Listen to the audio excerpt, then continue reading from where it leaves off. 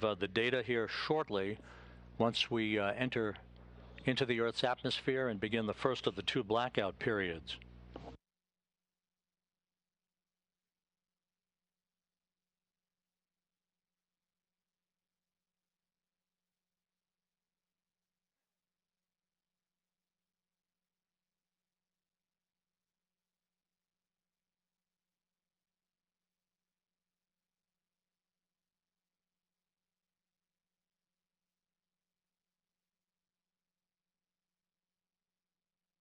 Standing by for entry interface and the first of the two blackout periods.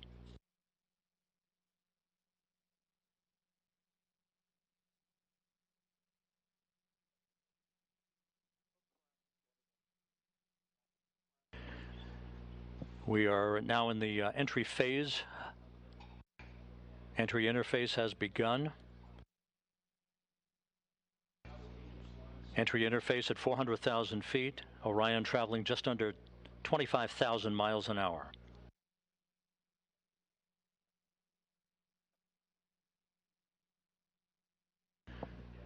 We've gone into the first blackout period. This is a visualization based on what should be happening at the moment, where the temperatures around the heat shield are reaching about 5,000 degrees Fahrenheit. This is the moment of truth for Orion.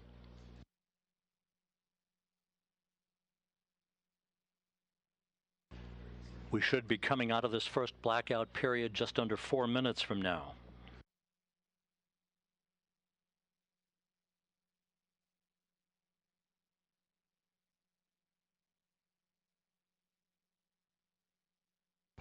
Orion should be traveling about 23,326 miles an hour at the moment. Range to splashdown, 3,125 statute miles. Again, this is a visualization of what should be happening with Orion at the moment, although we are in a blackout period that should end about 3 minutes and 15 seconds from now. Once we emerge from this first blackout period, we'll conduct the skip entry maneuver that will further dissipate heat and energy and begin a very, very dramatic reduction in the velocity of Orion as it approaches its splashdown site.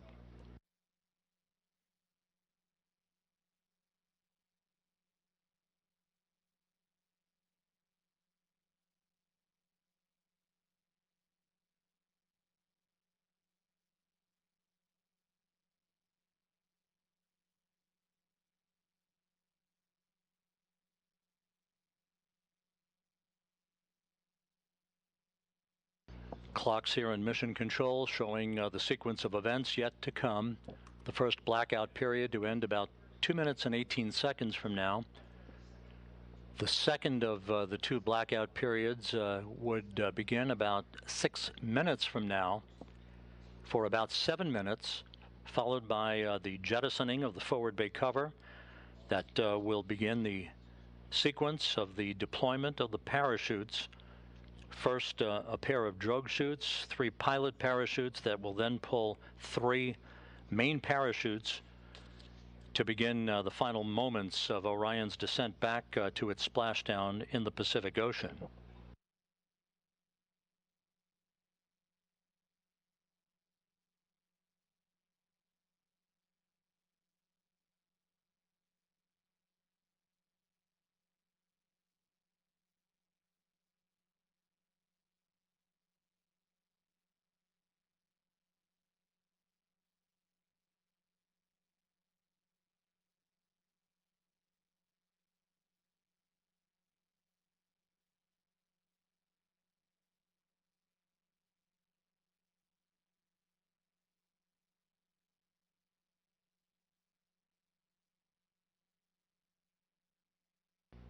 One minute to go until we come out of this first blackout period. When we emerge from this first blackout period, we'll be at an altitude of 274,000 feet, traveling just under 17,000 miles an hour with a range to splashdown of 2,000 statute miles.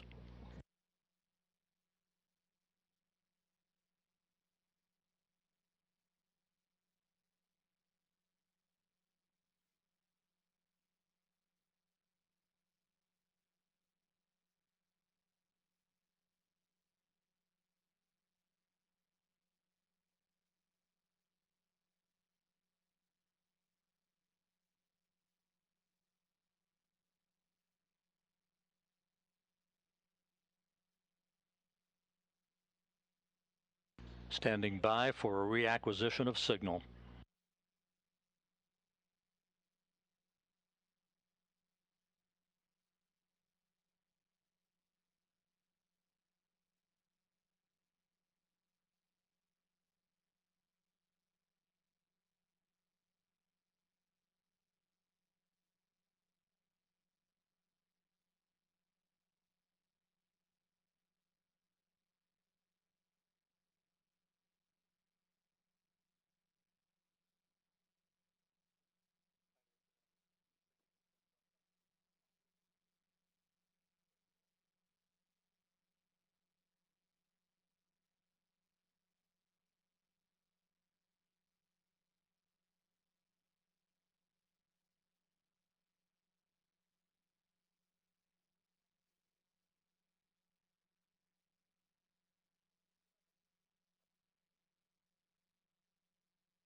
And we have data from Orion. Orion out of the blackout period.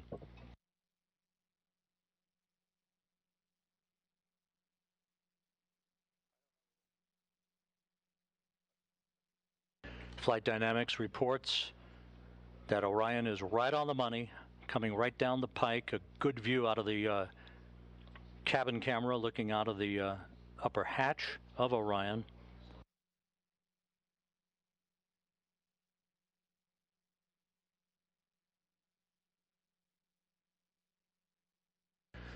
We should be performing the skip entry maneuver momentarily. Good communications established with Orion.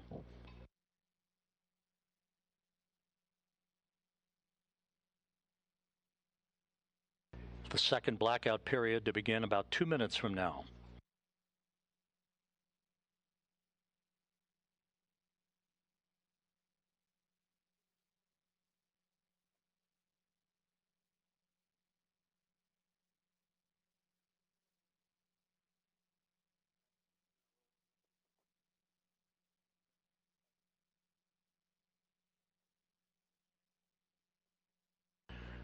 Orion is at the apogee of the skip entry maneuver, beginning the second in a series of roll reversals, again banking maneuvers to bleed off excess inertia and to dissipate heat around the spacecraft.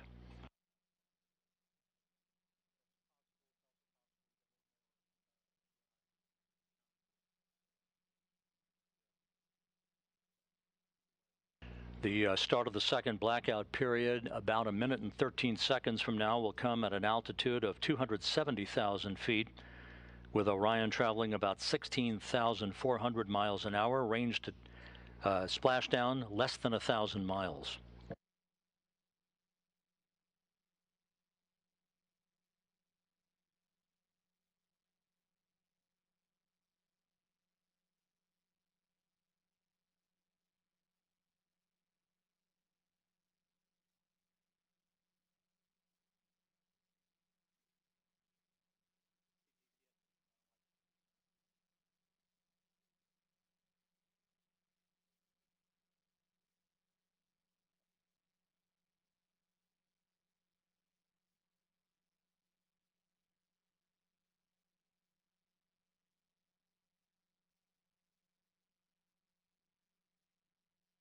Coming up on the start of the second blackout period.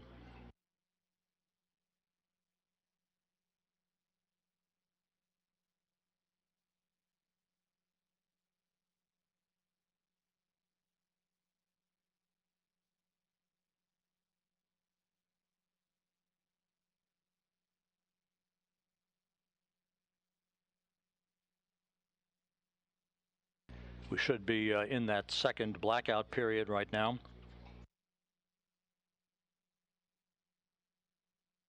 Orion approaching a velocity of 20 times the speed of sound. If all goes as planned, we should be out of the blackout period with a solid lockup on the vehicle at 11:31 and 46 seconds a.m. Central Time.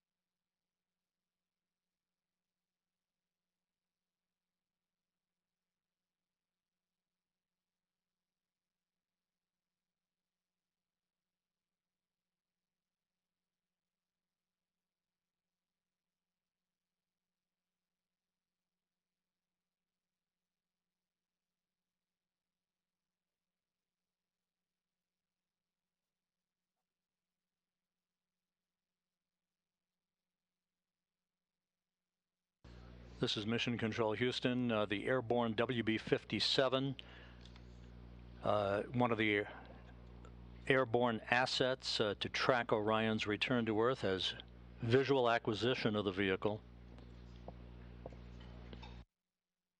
We should be coming out of this second and final blackout about 30 seconds from now.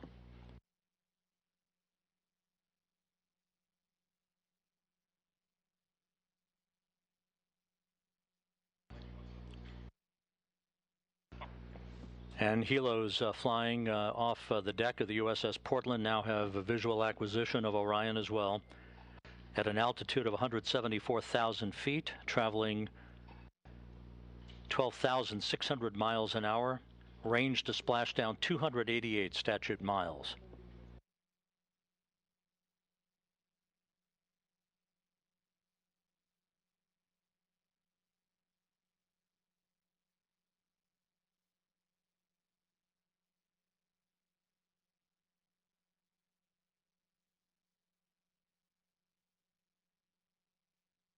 This view on the deck of the USS Portland.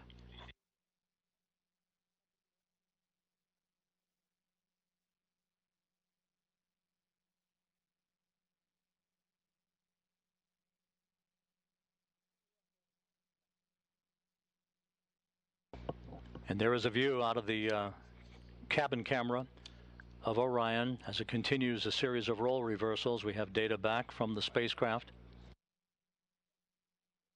Flight Dynamics reports Orion straight and narrow on a true course toward its splashdown site. Forward bay covered jettisoning less than 3.5 minutes from now.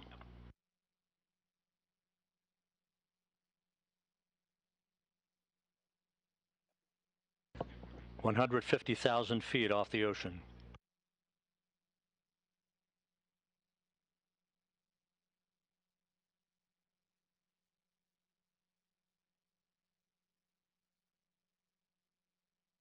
Orion now traveling at Mach 10.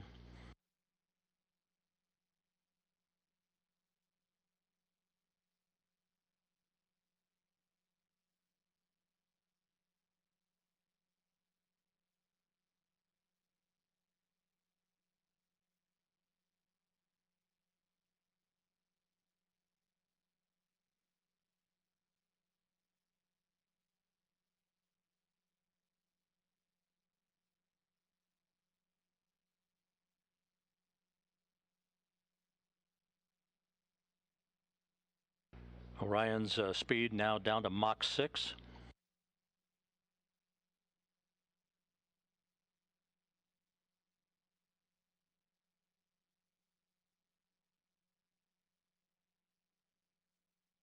Two minutes until forward bay covered jettisoning.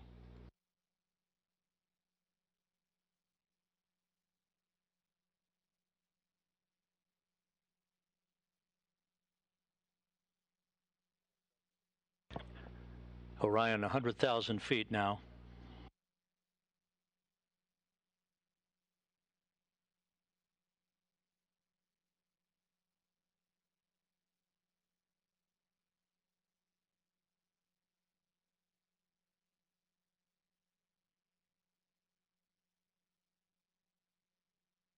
The spacecraft about to go subsonic.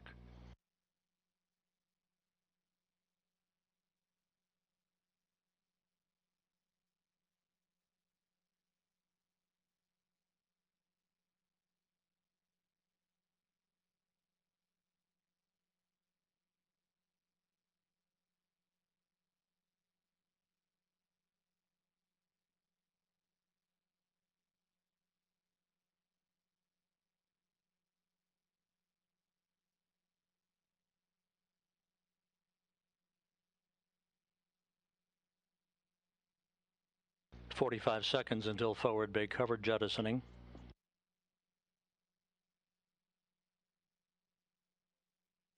Orion now at 50,000 feet.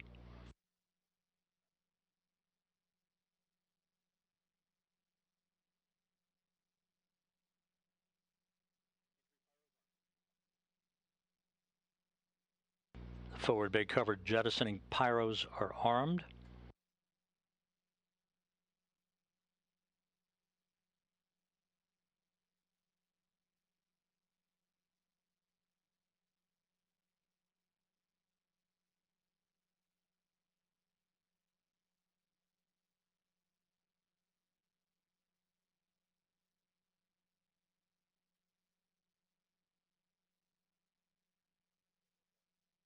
25,000 feet.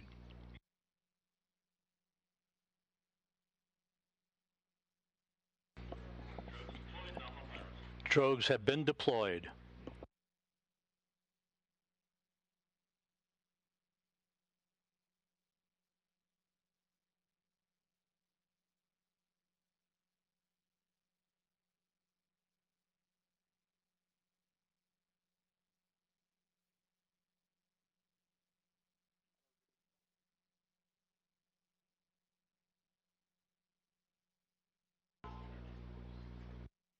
Two good drogue shoots reported by the recovery team out in the Pacific.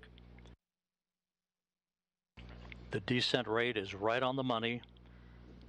Orion's velocity now down to 282 miles an hour. Range to splashdown 1.5 miles. 10,000 feet now.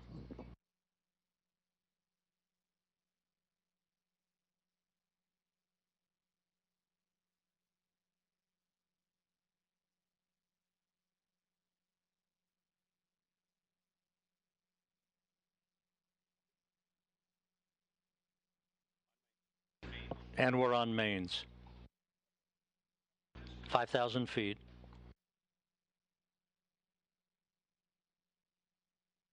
Reefing in progress.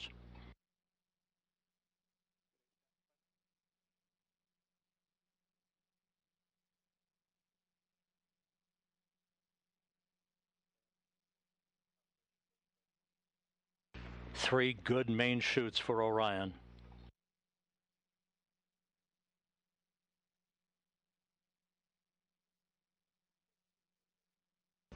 We have three fully inflated main chutes.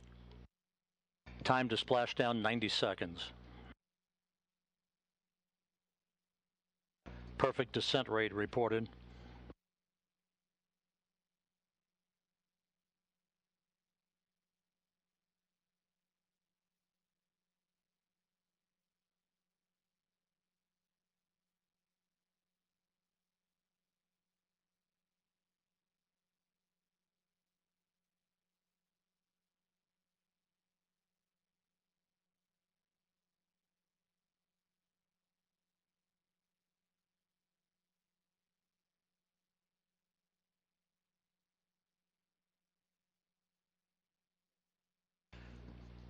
And there it is, high over the Pacific, America's new ticket to ride to the moon and beyond now in view.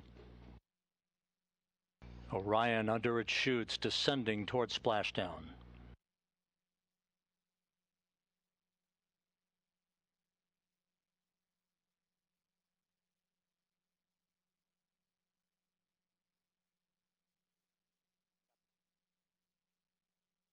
Orion in the perfect orientation for splashdown, just seconds away.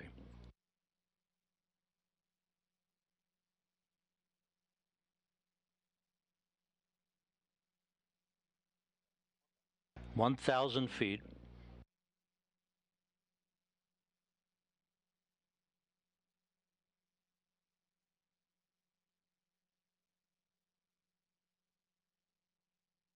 Good descent rate.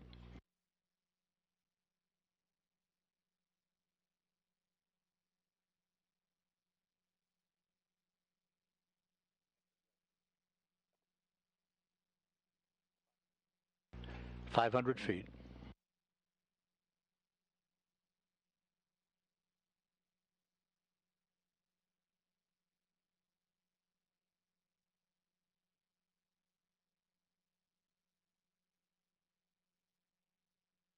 Splashdown. From Tranquility Base to Taurus Littrow to the tranquil waters of the Pacific, the latest chapter of NASA's journey to the moon comes to a close. Orion, back on Earth. Unofficial splashdown time, 11:40 and 30 seconds a.m. Central Time.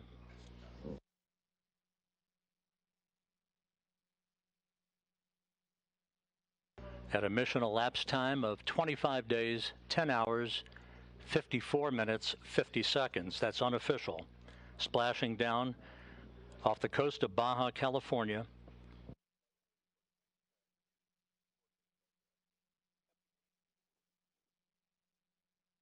The crew module uprighting system now being inflated for the bags currently being inflated.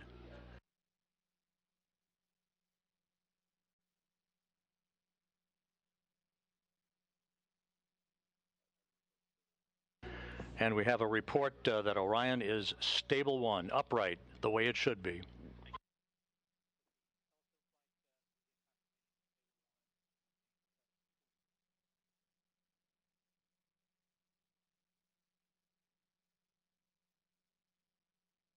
Once again, splashdown occurring at 11:40 a.m. Central Time, 9:40 a.m. Pacific Time, west of Baja, California, after a textbook entry for the Orion spacecraft bringing its 25-and-a-half-day mission to an end.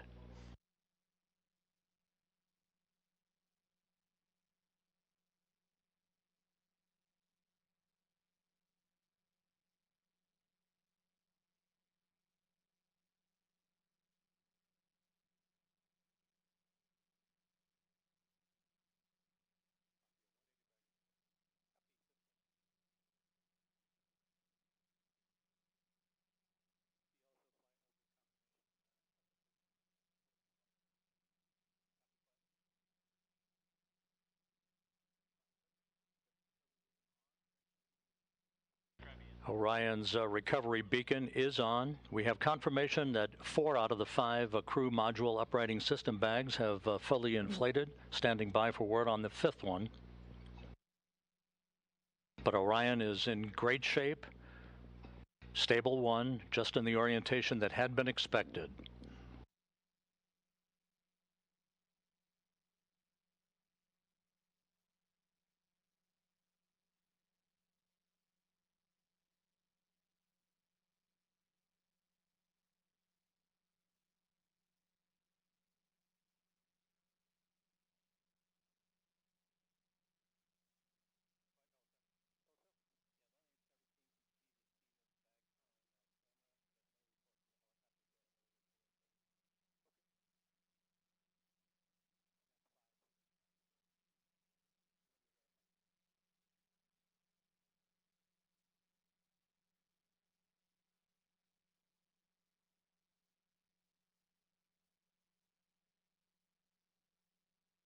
This is Mission Control Houston. Once again, the Orion spacecraft, having completed a journey of 1.4 million miles,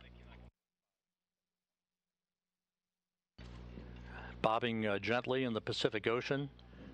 4 out of its 5 crew module uprighting system bags have been deployed. We're standing by for word on the 5th. However, irrespectful of that, it is in stable 1 configuration, in good shape according to the recovery team. And we are now receiving word that all 5 of the crew module uprighting system bags are fully inflated. So that's exactly what we had hoped for. Orion safely bobbing up and down in the Pacific Ocean.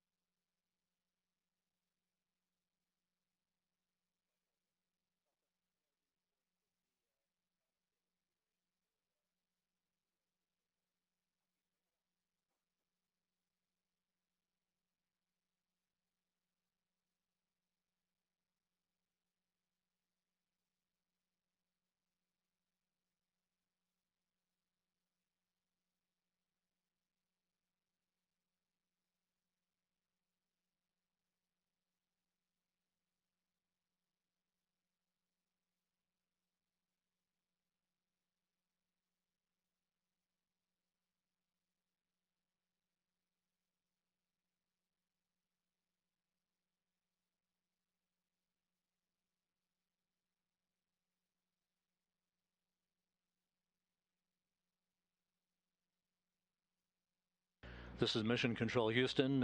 You're looking at the Orion spacecraft that splashed down about 6.5 minutes ago at 11:40 a.m. Central Time, 9:40 a.m. Pacific Time. We are estimating that it splashed down around 5 nautical miles away from the USS Portland. The recovery ship and Navy boats and divers will be approaching the vehicle before long. The spacecraft is in what is called a stable 1 configuration, upright, just the way we had expected it to be. 5 perfectly inflated crew module uprighting system bags, maintaining a nice gentle configuration for Orion. First of the Navy helicopters now approaching the vehicle.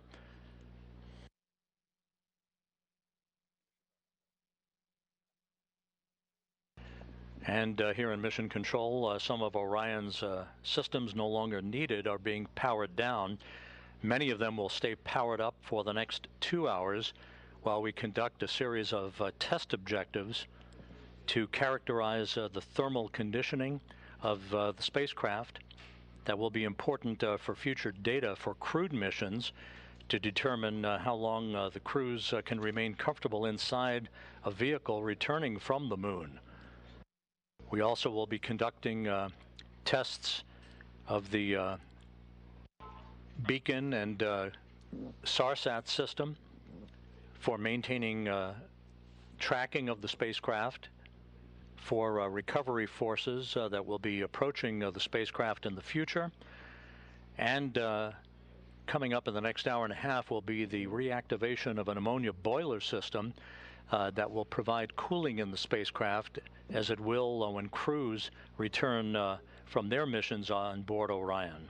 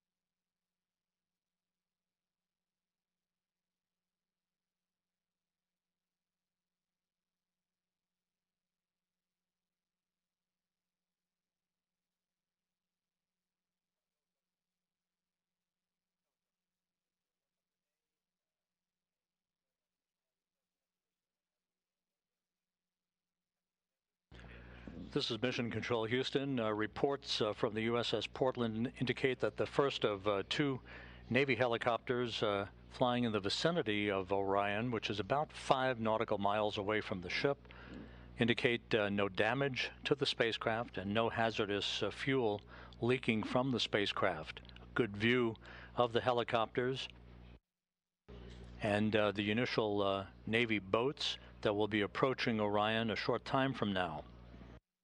Once again, the splashdown occurring at 11:40 a.m. Central Time, 9:40 a.m. Pacific Time.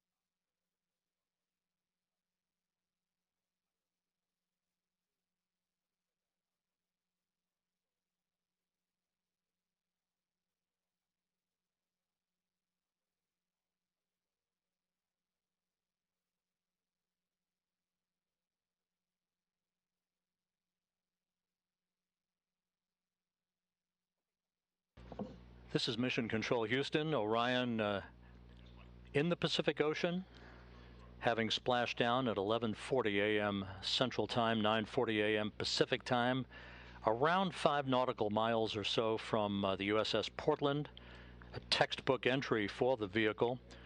On the USS Portland at this hour, my colleague Daryl Nell from the Kennedy Space Center, who's with the Exploration Ground Systems Recovery Team. Daryl, how did it look to you? It certainly looked textbook to us here. I'd say that's a great description, Rob. Perfectly landed here in the Pacific Ocean, and that's been confirmed by the operations manager that I just spoke to. Watching it from the deck as an observer, we have, as you can see, some broken clouds in the sky, like right around 3,000 feet. But we saw those 3 full main parachutes pop out. It was a beautiful sight, probably just about several thousand feet in the sky, and then we watched that slow descent as the Orion crew module made its way down to the Pacific Ocean. Saw the splash, and then of course the assets aboard the USS Portland here immediately started making their way towards the splashdown site, and as you see live now, they are close to being next to the capsule. Now the helicopters that you see flying there, those are MH-60s. We have 2 of them in the air, and they are right now gathering high quality, high definition imagery of the capsule in the water. There's a spotter aboard. We have photographers as well. The doors are completely open on both sides of the helicopters, and so you can see them flying at a circular track around the splashdown location. They have marked, if you can see it, you can see what looks like smoke coming off a location just to the left there. That is the boats having marked location where some of the debris has come down, the debris that was part of the separation event, part of the parachutes opening event. So you have the sabot as well as the lid from the parachutes. All of that is being tracked by the Sasquatch team, and the Navy boats are marking that with floatable smoke grenades. All of that hardware the team wants to recover because there's valuable information and data in it. The helicopters will be out for another 20 minutes gathering imagery. You can see one of them getting very close to the crew module. There is an GSS camera, ultra high definition, 8K, which is gathering imagery. We are currently on course to go right by the splashdown location, so we are right about 3.5 miles and closing. We are going to a point that's going to be 1 mile out. That's our next waypoint, 1 mile out from the splashdown location. One of the things we're waiting for is for ammonia boil off, and that's why the Navy boats are not yet next to the capsule. We're still going to wait that out. The amount of time that that's going to take is has not been determined. They have allowed for as much as 2 hours. The ammonia on the capsule is used for cooling purposes, to keep the cabin cool for crew. Of course, there's no crew in this capsule, but for future missions, it will certainly be an important part of keeping the astronauts cool during the heat of re-entry.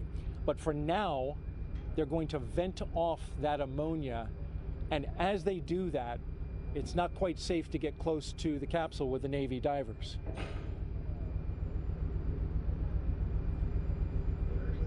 So of course we'll keep our eyes fixed to the location, our cameras as well. The USS Portland standing by for our next waypoint, 1 mile from the splashdown site.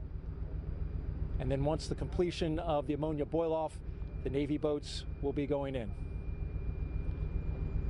spectacular sight from out here, Rob. Toss it back to you.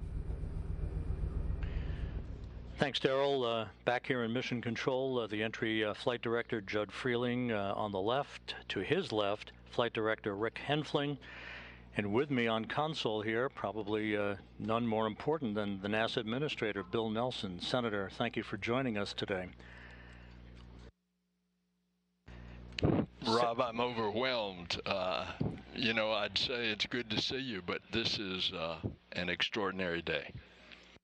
I remember years ago when I saw you return on Columbia from your mission into space, and it all conjures up a tremendous amount of memories.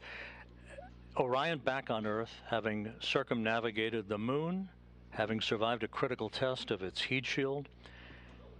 I think you have to be hesitant to celebrate and throw confetti a little bit too early, but it certainly is an important achievement, is it not? It's historic because we are now going back into space, into deep space, with a new generation.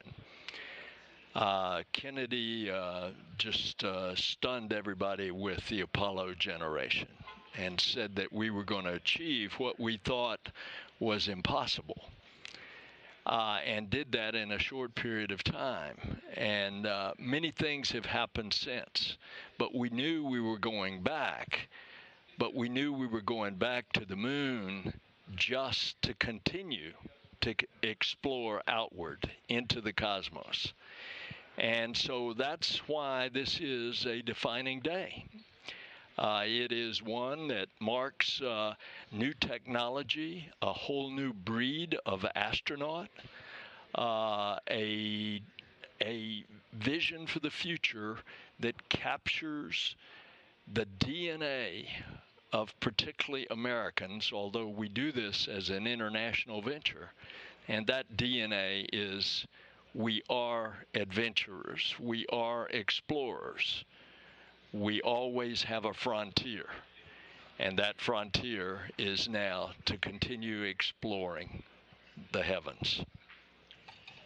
We had to wait a while for Artemis to finally get to the point where the Space Launch System got us underway back on November 16th. But once it did, these engineers and the other members of the teams, front room, back room, they've been pretty giddy over the amount of data that they've required and how this vehicle appears to have exceeded its expectations in its performance.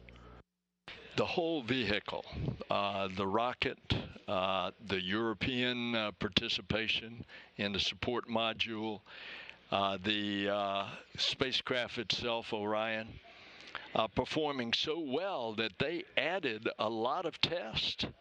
And lo and behold, we're going to be up to our ears in data, thankfully. And of course, today the two main things that had to happen was that that heat shield had to work, and it did beautifully, where they can skip off the atmosphere and bleed that speed down from 25,000 miles an hour. And then the parachutes had to work, and they did it as well.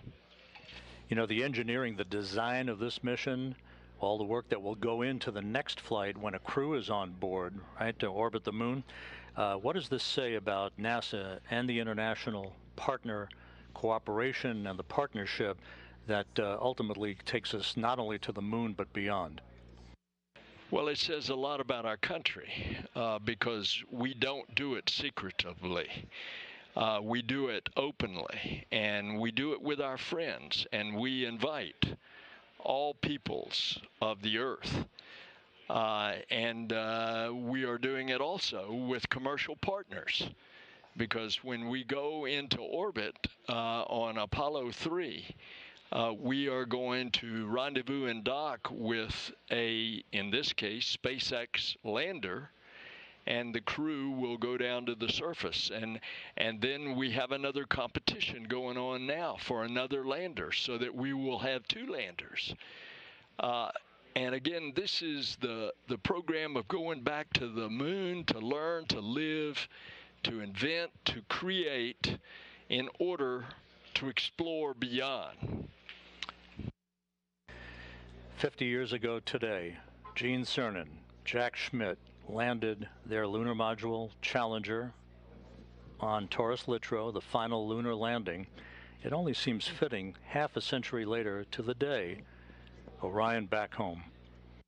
And what a fitting opportunity that I had last night to sit with Jack Schmitt at the astronaut dinner and to talk to him about those experiences.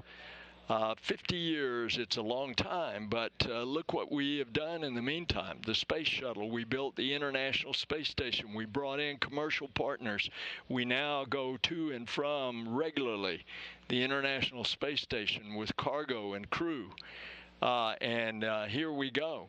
We've got scouts going to the moon that are commercial scouts that land, that take NASA instruments and scientific instruments in preparing us for the landings of our astronauts. And so it's a new day. A new day has dawned. An Artemis generation is taking us there. And Orion continues to await the arrival of the USS Portland, which shouldn't be very much longer from now, and some flight test objectives that will be taking place over the next couple of hours before we here in Houston hand the vehicle over to the Kennedy Space Center recovery team. NASA Administrator Bill Nelson, pleasure to see you today, and thank you so much for being with us. What a day. Oh, it is my great privilege.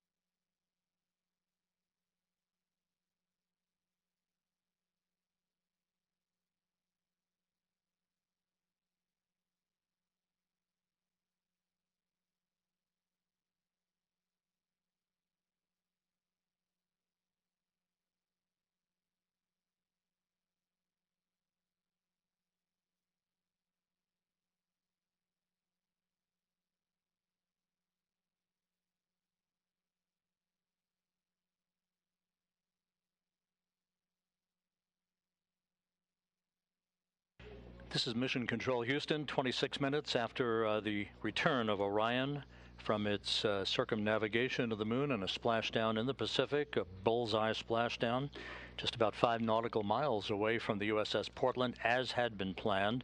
The Portland about to arrive near the spacecraft, as you heard from Daryl Nail, who at this moment is standing by on the Portland with the woman in charge of the recovery operations, Melissa Jones. Daryl? Thank you, Rob. That's right. Melissa Jones, the recovery director, just came from outside the ship's control center where she was monitoring and, of course, managing her team in the midst of this recovery. So, Melissa, thank you for being here. Thank you for having me. This is an exciting day. What a day it is, right? We just had splashdown, and want to ask you, first of all, operationally, where do we stand and what do we have to go? So we had a picture-perfect splashdown, and at this time we're gathering data. With the CM powered up, we'll get some flight test objective data on thermal conditioning, and we're doing some signal data with the tri-band beacons, making sure that we can see the beacons on the capsules and on the astronaut suits to prepare for Artemis 2. And once that is complete, the vehicle will be powered down by the Mission Control Center, and they'll hand that over officially to us here locally in the Pacific. And then we will approach the capsule and attach some lines to it and pull it into the back of the well deck. And that's a delicate mission, right? Because you will be attaching lines, and through the use of Navy boats and then also a winch inside the well deck and Navy sailors on the lines attached to it as well. It seems like a very delicate operation, especially getting in the well deck where waves will be sloshing around. And we've got already 4 to 5 foot seas out here in the Pacific. Correct. So it is a delicate balance to try to control the capsule and the well deck with all the water that we have in there, and to softly land it on the cradle so that we can capture as much data from the heat shield as possible. Now, as the capsule was coming down, just briefly tell me your reaction that moment that it splashed down. So when they called capture from the helicopters, it was the most amazing feeling. It's just been a long time coming. We've been working this mission for a while, and we've done a ton of training. And every time you do training with a mock-up capsule, you don't have any of that. You don't have parachutes. You don't, hear it coming back through the atmosphere, the sonic booms and all of that kind of stuff. And today that actually happened. It's just amazing.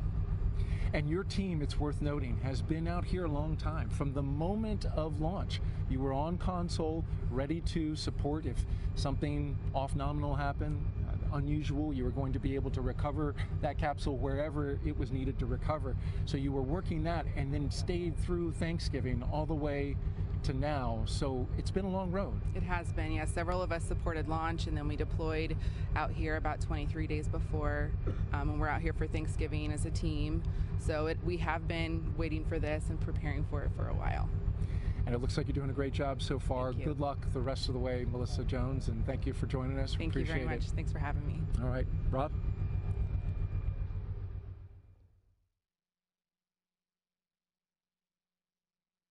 Thank you, Daryl. We'll be back to you on the USS Portland here shortly as the post-splashdown activities and the recovery operations will continue. As mentioned earlier, it will take about 2 hours from the time of splashdown until the time that Flight Director Judd Freeling and his team of entry flight controllers here will hand the vehicle over to the Exploration Ground System Recovery Team that will work over the next several hours to bring the Orion into the well deck of the USS Portland. With me, a familiar face, Bob Cabana, NASA's Associate Administrator. Bob, it's great to see you here. And with Orion back on Earth, another milestone accomplished on the road back to putting Americans on the surface of the moon. In terms of the criticality of what we've seen over the past 4 weeks, your thoughts on how this mission evolved and now the stepping stone that would put a crew on board a couple of years from now? Oh, Rob, it's been absolutely critical to get this mission off safely. This test flight is what we need in order to prove this vehicle so that we can fly with a crew, and that's the next step, and I can't wait. The launch, first off, yeah, I was on the roof of the Launch Control Center. I went up there with the administrator and deputy administrator when we came out of the T-minus 10-minute hold, and it was phenomenal. It was absolutely amazing. The rocket performed flawlessly, and I haven't been that happy in a long time after we came down off the roof. And then to see the mission go as well as it did, the shots that we got from the vehicle, that one from 40,000 miles away where you saw the moon with the Earth in the background. And then this morning, I mean, we've learned how to operate this vehicle. A few minor glitches along the way, but it is performed flawlessly. And we're learning how to work with it, operate it. And that's what this JSC team does. It is so great to be back here in mission control, to be with the ops team. I'm so proud of these guys. Amazing. But if you were watching this morning, I loved the video. I don't know if it was on NASA and bigger. It was really hauling as it came in, and the preciseness with which they were able to bring it down and seeing the chutes come out, and it's just, I'm so proud of this team, the Orion team, the entire SLS Artemis team, the folks here at JSC. It's just been amazing. I wish Gene Cernan were still alive. You know, here we are on the 50th anniversary, and Gene was such a proponent of getting us back to the moon. I wish he were alive to have seen this mission. It would have meant a lot to him. I don't want to date you, but I think 24 years ago, at this moment in time, you were building a space station, I believe, with your crew on STS-88. We had so many dramatic, jaw-dropping images during the course of this flight. What for you was the most impactful moment? Oh, I'm not sure I can pick one. Obviously, the launch. The team has worked so hard to get to the point where we successfully launched this rocket. I think the successful burns along the way to actually get that go for the TLI burn and do it and be on our way to the moon again. Absolutely awesome I think the pictures that we saw, but the splashdown, how can you not? I mean, this was really emotional, going around and congratulating folks for what we did. So it's hard to pick just one. I think what has meant the most to me, more than just watching the mission, more than the mission highlights, is being with the teams at the Kennedy Space Center, at the Marshall Space Flight Center, here at the Johnson Space Center, and just being able to go up and talk to them and thank them for all their hard work that got us to where we are. I think it means a lot to me. And Bob, final question. The next step, Artemis 2, putting a crew on a vehicle to orbit the moon. It's going to be a complicated mission. It's a long road. It seems like a long time from now, but based on what we've just witnessed, and based on what we believe will be the ultimate data flow out of this mission, doesn't seem that far away, does it? It is not that far away. It's going to mean a lot when we get the crew assigned, and we see them in training. We get that human face to this. I've seen the flight hardware at KSC. The Orion 2 spacecraft for Artemis 2 is there. It's in build. We got to get Artemis 1 back and transfer some of the black boxes across to make sure that they get checked out and everything works. You know, the rockets being built. We are on the way, and I think when you put a human face to that, when you actually see that, hey, we're sending humans to the moon again, and we're going to get this one-year cadence eventually where we're doing this on an annual basis. This is our future, and it's different from how we went during Apollo. We're going in a sustainable way. We're paving the way to go onto Mars, not just the moon and Mars, but to establish a presence in our solar system beyond our home planet, to explore, to have those technologies in space, to continue to learn and improve things here on planet Earth. Bob Cabana, NASA's Associate Administrator. Thanks so much for being with us, Bob. Rob, it is always a pleasure to share a mic with the voice of NASA. I think a lot of you, buddy, you know that. We've worked together a long time. You keep doing a great job. Thank you very much, Bob. Bob Cabana, NASA's Associate Administrator, with us here in Mission Control.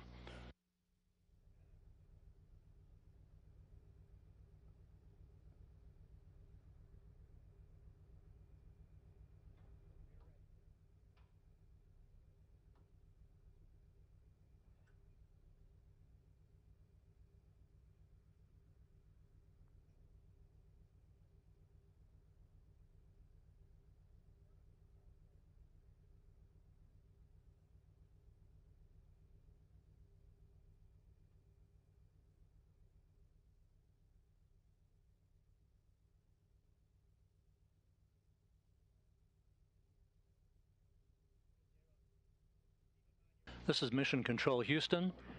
About 37 minutes since Orion splashed down in the Pacific. On the deck of the USS Portland, as he has been throughout the course of the morning, Darrell Nail, my colleague from the Kennedy Space Center. Darrell, how are things going out there? It looks like you're about to approach the vehicle. Yeah, we're very close to that moment, Rob, here on the USS Portland. We're just about 100 miles off the coast of Baja, Mexico. The operation, as you've heard and been commentating, it is going pretty smoothly at this point. But we are in a pre-planned waiting period as we wait for the ammonia that is inside the capsule. It is used for cooling. This is boiling off at this moment into the atmosphere, and until that's complete, the boats will be on hold. Now, the Navy divers right now at this moment are outside of the 120-yard radius around the capsule. That was part of the plan. They will close within just a few feet to start detecting if there are any hazardous gases coming from the capsule.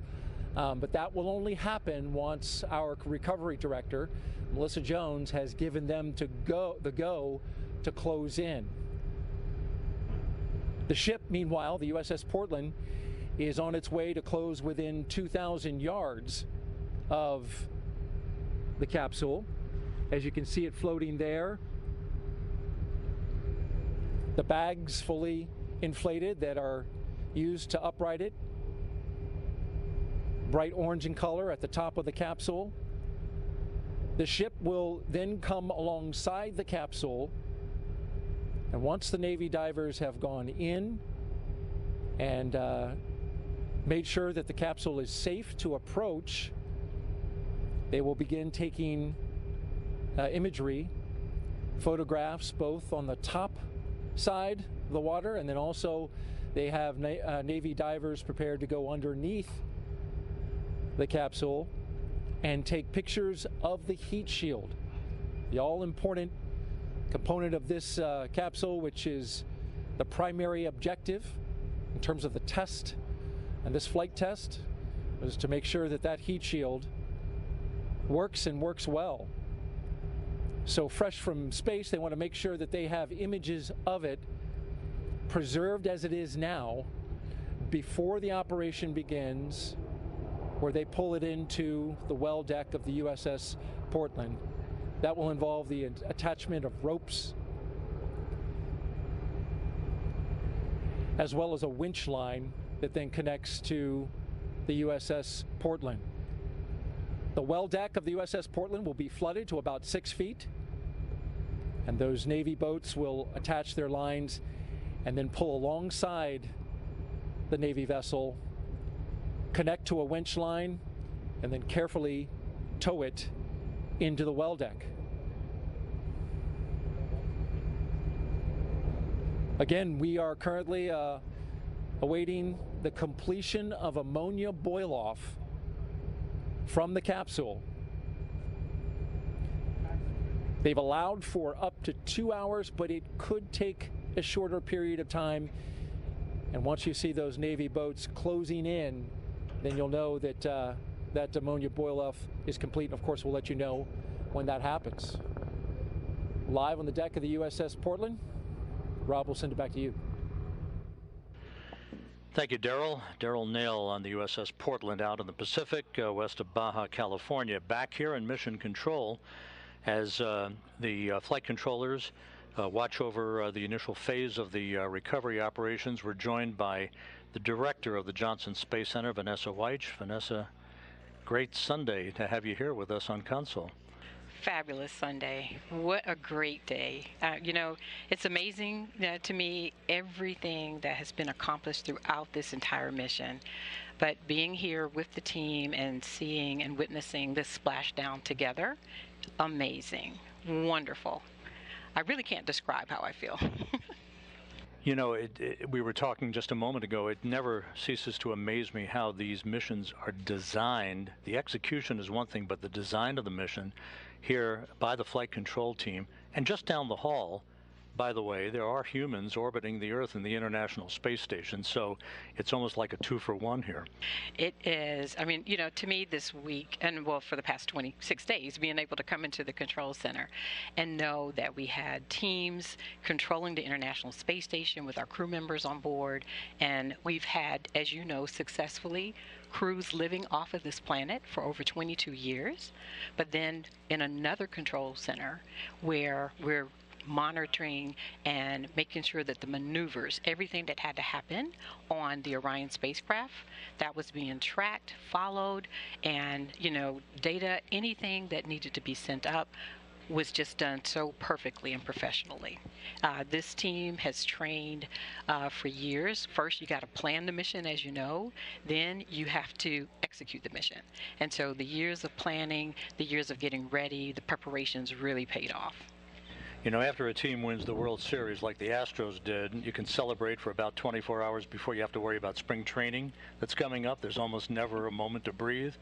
Artemis 2, not too far down the pike. Yes, absolutely. So for us, you know, this is great. We've accomplished Orion 1, this test flight, being able to test out the heat shields, those parachutes, as you saw, brought the spacecraft down. But now we have to get it ready for our crews to be on board. So all of the systems that we need to integrate for our environmental controls, those are things that will be new as we go forward for Artemis 2. And then it's the outfitting of the cabin. All the things, simple things you think about, if they're going to be going for 10 days. So we got to make sure that we have the food, we have the clothing, all of the things that they're going to need for their next trip. But there's a lot of additional training, there's a lot of additional planning that has to happen in order for us to be ready for Artemis 2. Thank you so much. Vanessa Weich, the director of the Johnson Space Center. What a busy time this has been. Oh, but I also, Rob, though, I want to say thank you and congratulations to all of the employees, our entire workforce here at NASA Johnson Space Center. But I also want to thank our European partners. I want to thank our industry partners. It took thousands of people to make this possible. And now the recovery that's being done by the Navy, just want to say major thank you to the brave individuals that are out, and they're going to be bringing the Orion spacecraft into the Portland, and then she'll be back going to Florida, and my friends in Florida are ready to receive her. We're super excited and just want to say thank you to everyone that has made this possible. Thank you so much, Vanessa Weich, director of the Johnson Space Center. Time to celebrate just a little bit before we catch our breath and press on. Yes, time to celebrate. Then we got to get ready for Artemis too. Vanessa Weich, thank you so much.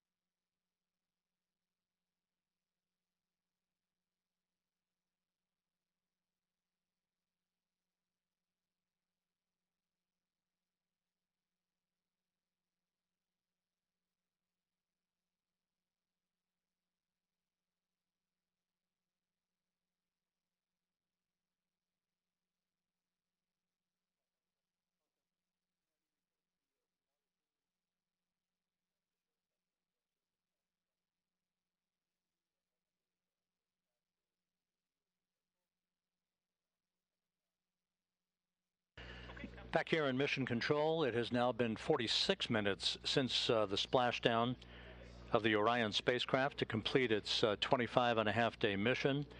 Flight controllers here in Houston reporting that the vehicle looks great. In the initial visual inspections being made by the helicopter teams, as you heard Daryl Nail reference just a short time ago. We just heard from Vanessa Weich, the Johnson Space Center director. Now let's turn our attention to the East Coast, to the Kennedy Space Center, where the director of the Kennedy Space Center, Janet Petro, is standing by with us. Janet, good afternoon, and what a moment as your exploration ground systems folks are hard at work out in the Pacific. Absolutely. Thanks, Rob. It's been a really, really exciting morning, and can't wait for our teams to get to work out there on the West Coast. You know, we heard a short time ago from Melissa Jones from the deck of the USS Portland. How complicated has been the development of this recovery operation that your team is executing as we speak? Well, it's pretty complicated, but you know, our teams make it look easy. I will start out by saying, or giving, I should say, a big shout out to really Vanessa and her flight ops team and the whole Orion team to deliver an amazing mission, bringing us down through splashdown. But now it's over to Melissa and her team, and she's done an incredible amount of work to get to this point. You know, what we do at NASA, it really is all about collaborations, and the collaborations that we've had with the Department of Defense in particular over the past many years, their hard work and their dedication as they went through a great deal of planning, hardware development and processes, and a lot of practicing to get to this point and make it look easy. You know, that capsule sitting out there on the ocean, it looks very similar to the Apollo capsule, but it's actually about 30% larger. And so the complexity of recovering that larger vehicle is a little bit more. But Melissa and her team have been practicing, you know, their latest underway recovery test. They completed, it was the 9th one, and they completed that last November 21st of last year, 2021. So they're ready.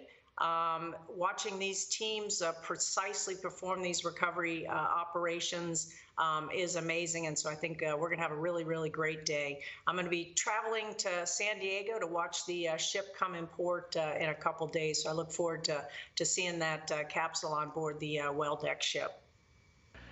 Janet, there's a lot of work to be done before Artemis 2, but the first milestone here will be getting the vehicle back to your center in Florida for a detailed inspection and detailed analysis. What's the basic timeline for all of that work? Yeah, so Splashdown today is really the beginning of the journey back to KSC. So as I mentioned, I'll be there in San Diego when the ship comes into port in a couple of days. And then Orion will then be loaded onto a truck and transported back to the Kennedy Space Center. And that's going to take a couple of days because of road-related conditions. You know, the Orion will still have some residual hazardous waste on it. And of course, planning the roadways as it gets trucked back to the Kennedy Space Center takes some careful navigation. So by the end of this month, the end of December, we expect to have Orion coming back onto our center. We think that's going to be a really great Christmas present for us here at the Kennedy Space Center. And it'll go right into our multi-payload processing facility for its post-flight assessment. And that's where the remaining residual hazardous fluids will be removed from it. And then just after the new year, the teams will be opening up the hatch of the Orion, and then once that's complete, I think Rob, you called it the moment of truth. They'll remove that heat shield and begin a really detailed inspection and assessment of how that heat shield performed during its reentry and recovery operation. So we're really looking forward. I know the whole team's really looking forward to see how that assessment comes out. And then after that, it's Orion's journey is not done. It'll be making its way up to the Glenn Research Center, where it will be doing some acoustic and further environmental testing up at that center. So journey isn't over. It's just kind of making its way here on the terrestrial path back. So thanks. Janet Petro, the director of the Kennedy Space Center, joining us here today. Congratulations, Janet, and thanks so much for being with us. Thank you, Rob. It's a great capstone to our 60th diamond anniversary to have Splashdown, successful Splashdown. So take care. Thanks, Rob. Thank you again, Janet Petro, the director of the Kennedy Space Center, joining us today. Orion safely upright and stable 1 as the Navy and Exploration Ground Systems team continue to approach the vehicle in the first of a multi-hour choreography that will bring the vehicle into the well deck of the USS Portland. On the deck of the USS Portland right now is Darrell Nail, who has NASA astronaut Shannon Walker with him once again, post-splashdown this time. Darrell, how are things going out there? Rob, we've got a front row seat to this operation. As you can see behind me, Shannon Walker, as you mentioned, NASA astronaut, joining me with this incredible view as we watch that capsule floating in the Pacific Ocean just 100 miles off of Baja, Mexico. We have an MH-60 Nighthawk helicopter encircling it and the Navy boats in the water. First of all, Shannon, how about this view? It is an amazing view and so exciting to see the Orion capsule back on Earth. That is a human-rated capsule that went around the moon and returned and is now in the Pacific Ocean. As an astronaut, what kind of thoughts do you have seeing a moment like this? Well, it's actually really emotional to see something like this, knowing that the next time we're going to have people on that capsule, or the second Orion capsule. It's pretty amazing that we're going to be able to go back to the moon soon.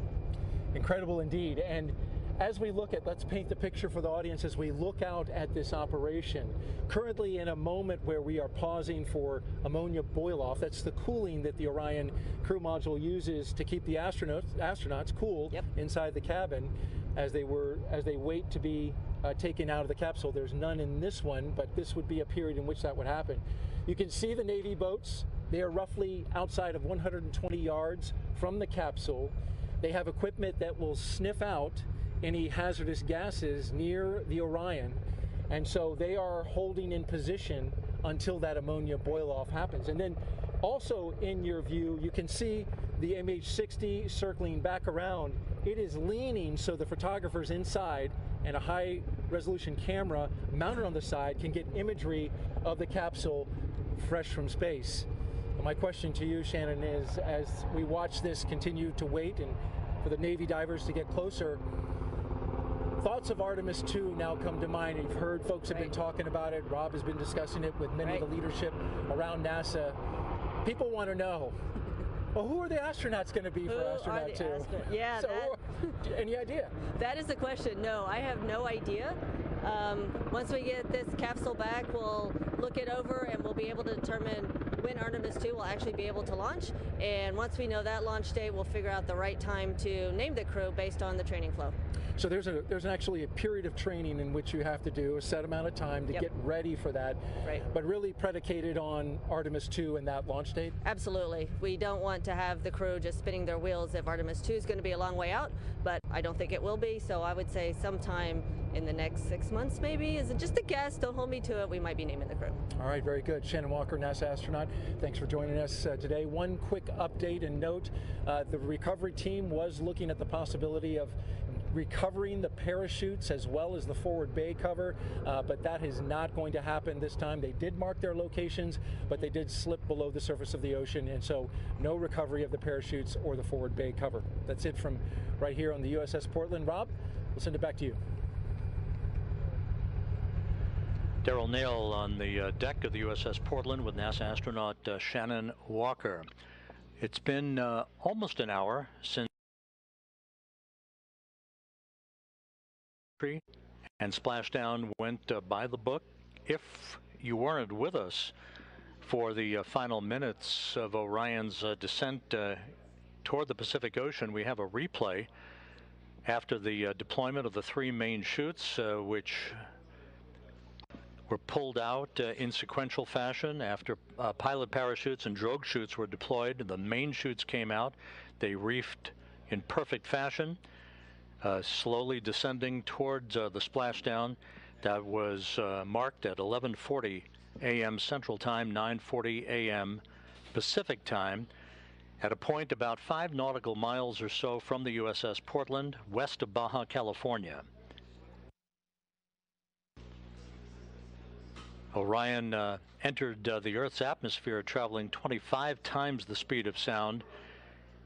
It decelerated to a splashdown velocity of just under 100 miles an hour. It was a very gentle splashdown for Orion. All of its entry milestones were performed in perfect fashion. 2 blackout periods in which the plasma around Orion built up, preventing data and communications with the spacecraft as a natural function of the heat of reentry, which was about 5,000 degrees Fahrenheit, twice as much as re-entering space shuttles and other crewed vehicles have experienced. But although some analysis must be performed now, and there's the splashdown itself as it occurred, analysis, as you'll hear in a moment from our next guest, must be conducted to make sure that everything went as had been prescribed on the heat shield particularly. And there's a live view of Orion as the Navy boats with the Navy divers and other recovery personnel begin to approach the spacecraft. With us here in Mission Control is Michelle Zahner, the Orion Mission Planning Lead from the Vehicle Integration Office. Michelle, thank you for joining us today. And I guess the natural and the big question is, unbelievable that all this just ticked off in trip hammer fashion the way it was designed. Yes, it was an incredible mission. So we accomplished all of our major mission objectives. The vehicle performed every bit as well as we hoped, and even better in a lot of ways. So as an example, the solar rays generated more power throughout the flight than we expected. So this is the furthest any human-rated spacecraft has ever gone, and that required a lot of complex analysis and mission planning and trajectory planning ahead of the mission, and to see it all come together and have such a successful test mission was amazing. Michelle, it was a test flight, of course. There was a lot of risk involved, an elevated risk because there was no crew on board, and you could take, shouldn't say liberties, but you could expand the envelope of what you needed to do in order to acquire the data that you were looking for in order to set the stage for the next mission when a crew will be on board. From a vehicle standpoint, sitting in these mission management teams, sitting with your engineers on a day-to-day basis, how much data did you acquire, and how long do you think it's going to take to pore over this so you write the textbook of Artemis 1?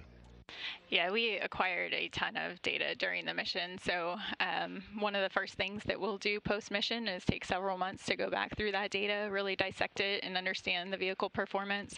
You know, we did a lot of testing and analysis prior to the mission, but nothing really compares to seeing the vehicle perform in the harsh space environment. So that's certainly going to be our first focus after the mission is looking at all that data. And as you mentioned, you know, we pushed the vehicle further than we probably would with the crew on board, but through that, we learned a lot. We learned that the vehicle is more robust than we thought in many areas, and so taking that information and expanding our operational envelope will help as we go forward to more complex missions in the future. And in the Orion Vehicle Integration Office, for yourself and your colleagues, it's almost like wearing two hats. You have to go back and pore over the data from this flight, but now you got to prepare a vehicle that will sustain a crew, including an environmental control system, a life support system for the crew itself. How are you all going to juggle all of this work over the next couple of years? Yeah, there is a lot of work that goes on in parallel. So as I mentioned, I think the post-flight review is going to be the top priority for the first few months. But at the same time, the crew module and the European service module for Artemis 2 is already at Kennedy Space Center. It's already being put through the paces and testing. So that vehicle is already there. After Splashdown here, there are some avionics that we're going to take off of the Artemis 1 crew module, refurbish, and then install in the Artemis 2 crew module. And then, as you mentioned, we have the new environmental control and life support systems and a lot of other crew interfaces like crew displays, and all of that is in the process of being integrated and tested. So we celebrate Artemis 1 today, but tomorrow we get back to work and we start focusing heavily on Artemis 2 and making sure we have a successful first crewed mission. You're going to have to delay those vacation plans just a little bit. Michelle Zahner from the Orion Vehicle Integration Office, thank you so much for joining us today. Thank you for having me. Appreciate it.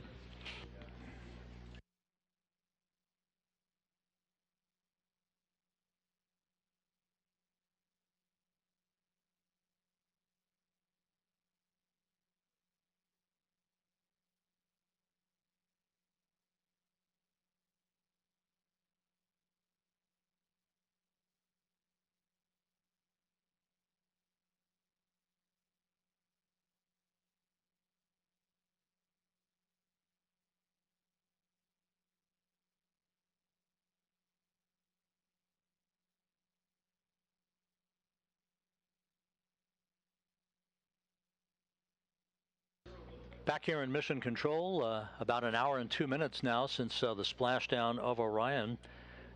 Just about 5 nautical miles away from the USS Portland, which is approaching the vehicle, as well as Navy recovery teams. Back on the USS Portland, Daryl Nail from the Kennedy Space Center with the Exploration Ground Systems folks is with Captain John Ryan, the commanding officer of the vessel. Daryl? Thanks, Rob, and Captain John Ryan here. Thanks for making the time to come and join us from off the bridge. Absolutely.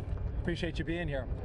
So far, this has been pretty amazing in terms of the completion of the mission. From your vantage point, how did you see it, and what are you seeing now? Right now we have the orbital is in the water. Right now we're kind of in that 2 to 3 hour window where NASA and the Navy's EOD teams are conducting some tests. We're getting imagery and data for NASA, which will help support the future astronaut missions. And from perspective, honestly, I think this is one of the coolest things I've ever gotten to do. I've been in the Navy 23 years. I've done a lot of missions and I've been all over the world, but to be part of this NASA mission today is probably one of the coolest things I've ever been part of. That's impressive, and that says a lot. As we look just behind us, Captain Ryan, and we see the operation currently in a moment of pause where they're waiting for the capsule to vent off the rest of its ammonia using its cooling system. We can see the Navy boats in the water. Currently, you've got the ship on a course heading going around this operation. What has been your instruction to your team commanding the ship? So I just basically wanted to keep the ship within visual distance of the orbital and our teams in case they need anything. It also is providing, let's be honest, a lot of people are out here and they're super excited about this. Let's provide visual opportunities for people to get photos and get their digital part of being the history of this event.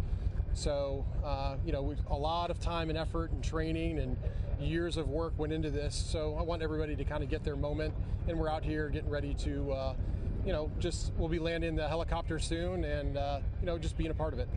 Certainly watching the sailors as it splashed down, they seem to really enjoy the completion of the splashdown part of the mission. You can see they're all smiles, cameras, and so that was good. You provided us with a perfect view of the rest of the operation.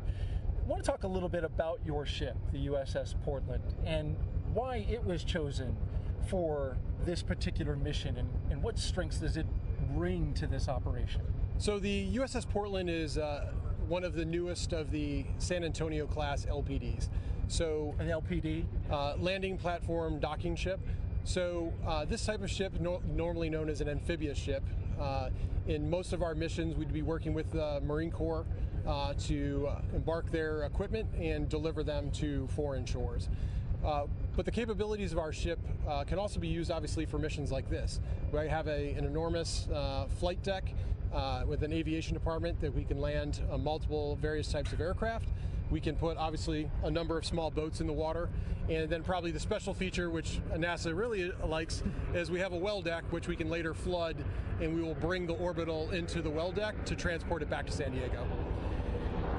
Those are some great assets that you bring to the operation, and I also know on the next one, in Artemis 2, it'll be a critical component. The medical facilities that you have on board here, you could take care of somebody with any number of injuries, and in fact, I believe even have surgery if you need it. Yes, we have a tremendous medical capability on board. Hopefully not that it will be needed, but we do have a operating room, medical staff, and a lot of ability to take care of personnel should anything not work out as designed.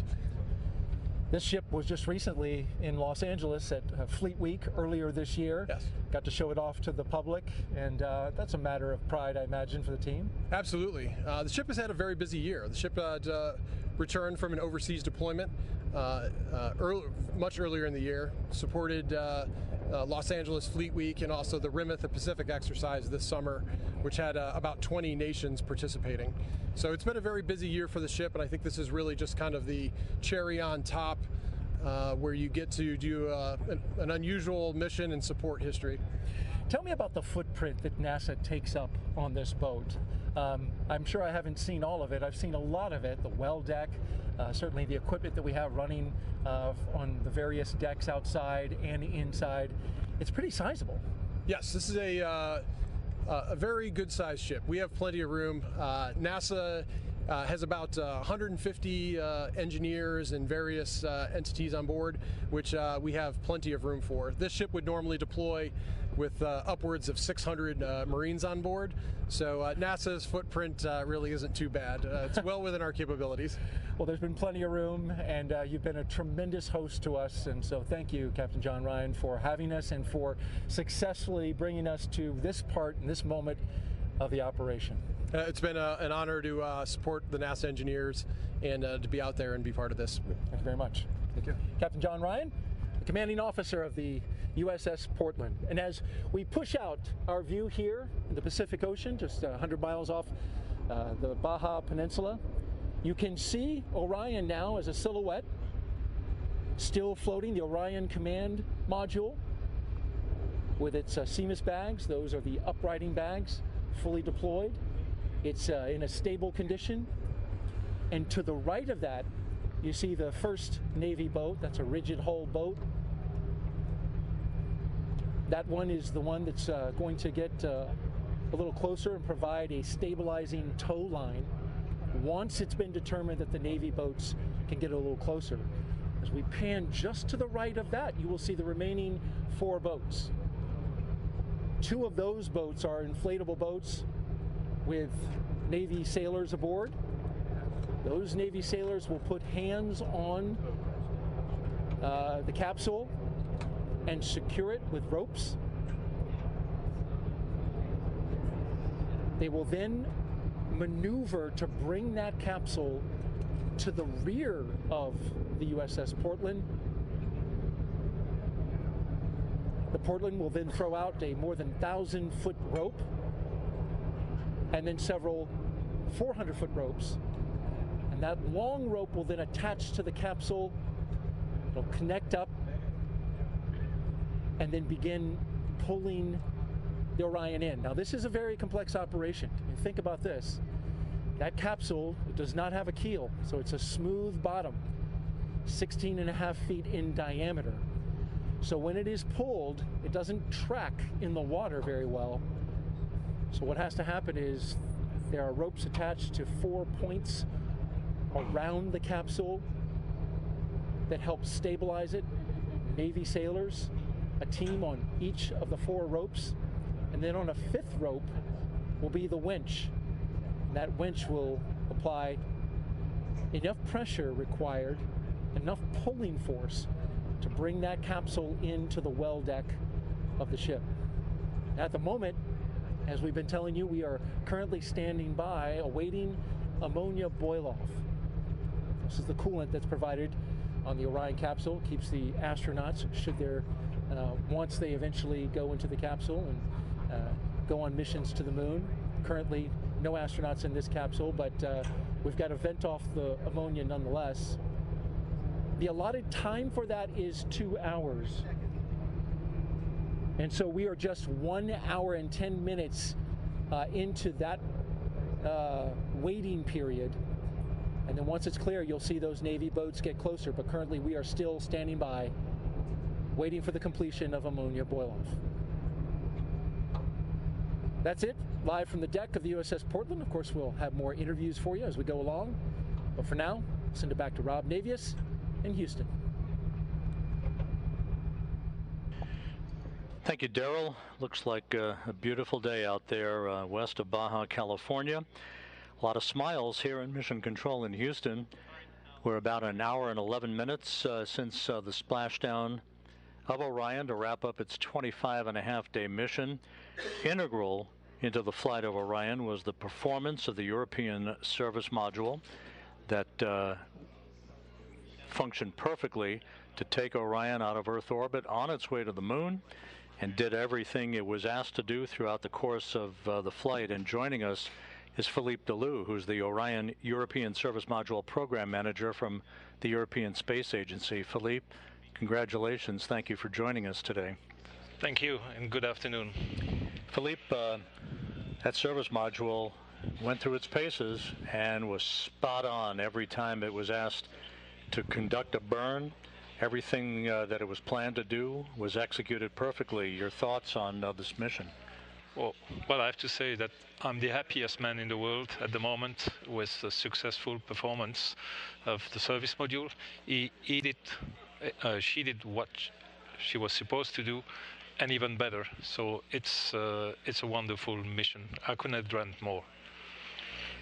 Now, the service module for the next flight, in which a crew will be on board, is at the Kennedy Space Center undergoing testing, and it's going to be a while for all of that hardware to come together, but you all are off and running on preparations for the next mission in a couple of years.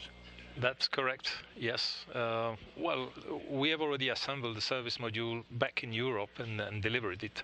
Now it's being integrated with the crew module in Kennedy, and that's, if I don't mistake, should happen in the next summer.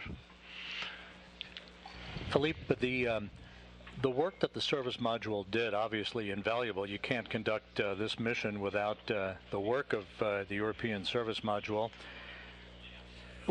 What kind of process was involved in getting to the point where the design of this mission, the requirements that the service module was asked to perform, and then ultimately conducted over the last 4 weeks. How did this evolution of this mission unfold for you and your team? Well, this is a story that started quite a long time ago, in 2011, when there was a decision that the crew module would be built by Europe. So there's been a long process into setting up the requirements, proposing a design, discussing the design, also involving NASA, and agreeing on what should be the final design, take up the challenges which are associated with the design, eventually build the hardware, integrate it, and then preparing for the mission. So this has been a long way and a lot of work by the European Space Agency and the European industry. And you know, down the hall where the International Space Station is controlled out of, ESA is a frequent flyer to the International Space Station. And the international partnership, of which ESA is such a critical contributor, is so valuable to human spaceflight now and in the years ahead. Talk a little bit about that. That's clear. I mean, going to explore deep space is a challenge, is a big challenge. And we need all the excellence over the world in order to tackle that challenge and make it sustainable. Going there once, yes, is doable, but in order to go there on a regular basis and for a sustainable exploration of what is out there, first on the moon, then Mars, and then beyond, this will require all the forces and skills of the engineer around the world, and that's with ESA and NASA. We have started that process with the Artemis program. Philippe Delou, a little moment perhaps to sample some bubbly to celebrate this moment, but a lot of hard work ahead, and thank you so much for being with us today. You're welcome. It was my pleasure. Philippe Delou, the European Service Module Program Manager, joining us here in Mission Control. Thank you, Philippe. You're welcome.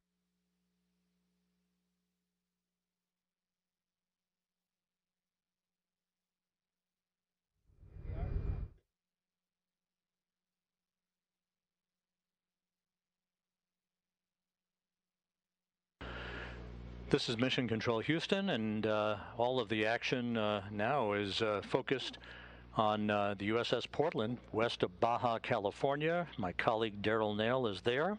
Daryl?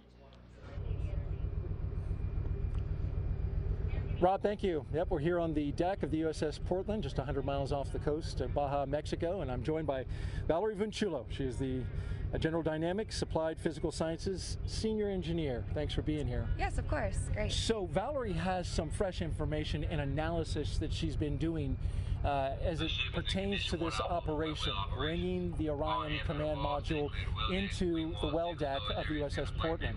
And so she has been looking at the wave heights with a system that you use, and tell me, you've just now analyzed the sea heights. What kind of sea heights are we dealing with, and what does that mean for the recovery of the Orion capsule out there in the ocean right now? Yes, so we have two wave monitoring systems, two radars on board the ship. So we're monitoring the waves, measuring the Doppler velocity of the waves in the vicinity of the ship. So from that, we're able to get the significant wave height and where the direction of the waves are coming from along with the period. So right now we're seeing about 4 to 5 feet of waves at about 13 seconds from north-northwest. So with that information, we're able to provide a recovery heading for the ship that'll optimize, minimizing the motion in the well deck. So we're really trying to minimize that sloshing and bore wave in the well deck. And that's a key point right there, Valerie. Of course, as I don't know if you could tell at home, but we're on the ship deck leaning back and forth to those 4 to 5 foot waves that we're dealing with out there in the ocean right now. So imagine Orion bobbing out there in the ocean, coming into a well deck where those waves come into the well deck. So what has been your recommendation to the team about how to deal with these waves as they bring that capsule close? Right, so right now we're recommending a recovery course of 320 to kind of mitigate that motion. So we're kind of looking at the roll of the ship to minimize that sloshing wave, and the course of 320 is looking like the best for that recovery. That will give us a little bit of a bore wave that we're going to experience, but it's something that we think we can deal with, and we're looking forward to the recovery. This is important because, of course, inside the well deck, I've heard it explained that once those waves come in, and then the ship, as it's moving about, creates a big wave pool inside. Yes, yeah. That's not good for a spacecraft that you're trying to stabilize. No, you don't. You really want to minimize those motions to the best of our ability, and in doing so, we're just looking at everything out there, all the waves, what we're dealing with, and we have hydrodynamic ship models of the ship and of the well deck, so we're running through all of our models live, taking the live radar data, and just trying to provide the best information available here. And so when they have that information, what is your role after you've given it? Do you continue to monitor? Are you active? Yes, we're constantly monitoring and running the system. We're always recording data to analyze later, so constantly doing that. And we'll provide little tweaks and updates, as we get closer. But once they've started flooding, we're really on that course. So we'll just keep monitoring what's going on. Those two radars on the ship, where are they located, and what frequency are they using? So they're located on the 05, and it's an X-band radar, and over here on the 04, so we have two, and that gives us, putting them both together, gives us a full 360 degrees, which is what you want. You want to be able to see all the waves around the ship, and they're actually an X-band radar that's been vertically polarized, so we can see the Doppler velocity as it's coming in to calculate that wave height and the swells and the wind waves in the direction they're coming in. That's high-tech stuff. I mean, it's, you've got Doppler radar. Many people may be familiar with how that helps with weather, telling our audience and weather people where the weather is, where the storm clouds are, but it literally can map out in 3 dimensions the waves around the ship. Yes, yeah, so we're looking, a lot of X-band radars, they're looking for targets, right? Another ship, avoidance, but we've polarized our radars to try to look at the waves, and just what other people might consider noise is what we want to capture. That's interesting. It's just the opposite of what it's typically used for. Yep. Well, Valerie, a last question I want to ask you. You've been on the ship since we departed San Diego on Wednesday. Yes. It's been a long journey to get to this point, this weather alternate spot where the seas are much lower. They're now 12 feet or so off of San Diego, so this is certainly something you probably appreciate. Yes, yes. But let me ask you about that operation and looking out there and seeing that space capsule in the water. What was like that for you watching? Oh my gosh, it was amazing. It's something I will probably remember the rest of my life. Hearing that sonic boom and then seeing the chutes, oh my gosh, it was incredible. Valerie Chulo, thank you so much for joining us. Yeah, thank you for having me here. All right, Rob, we'll send it back to you. Thanks, Daryl. The work continues out in the Pacific, where you have the Orion spacecraft with all 5 of its uprighting system bags fully inflated, following its splashdown 1 hour 21 minutes ago at 11:40 a.m. Central Time, 9:40 a.m. Pacific Time, to wrap up a mission of 1.4 million miles that spanned 25 and a half days, a mission that saw the vehicle launch from the Kennedy Space Center atop the Space Launch System, the maiden flight of the world's most powerful rocket. An hour and a half after launch, Orion was sent out of Earth orbit in its translunar injection to begin a voyage out to what is called a distant retrograde orbit, a highly elliptical racetrack-shaped orbit that enabled Orion to be put through its paces for almost a month, gathering all the data that it needed and that the Orion program and mission managers had hoped for, and more. All of the engineering data that will set the tone and answer a lot of the questions that will pave the way for the Artemis II mission, in which a crew will be placed on board the vehicle in a couple of years for a orbital mission around the moon, again in a highly elliptical orbit, a mission that would be about 10 days in length or so.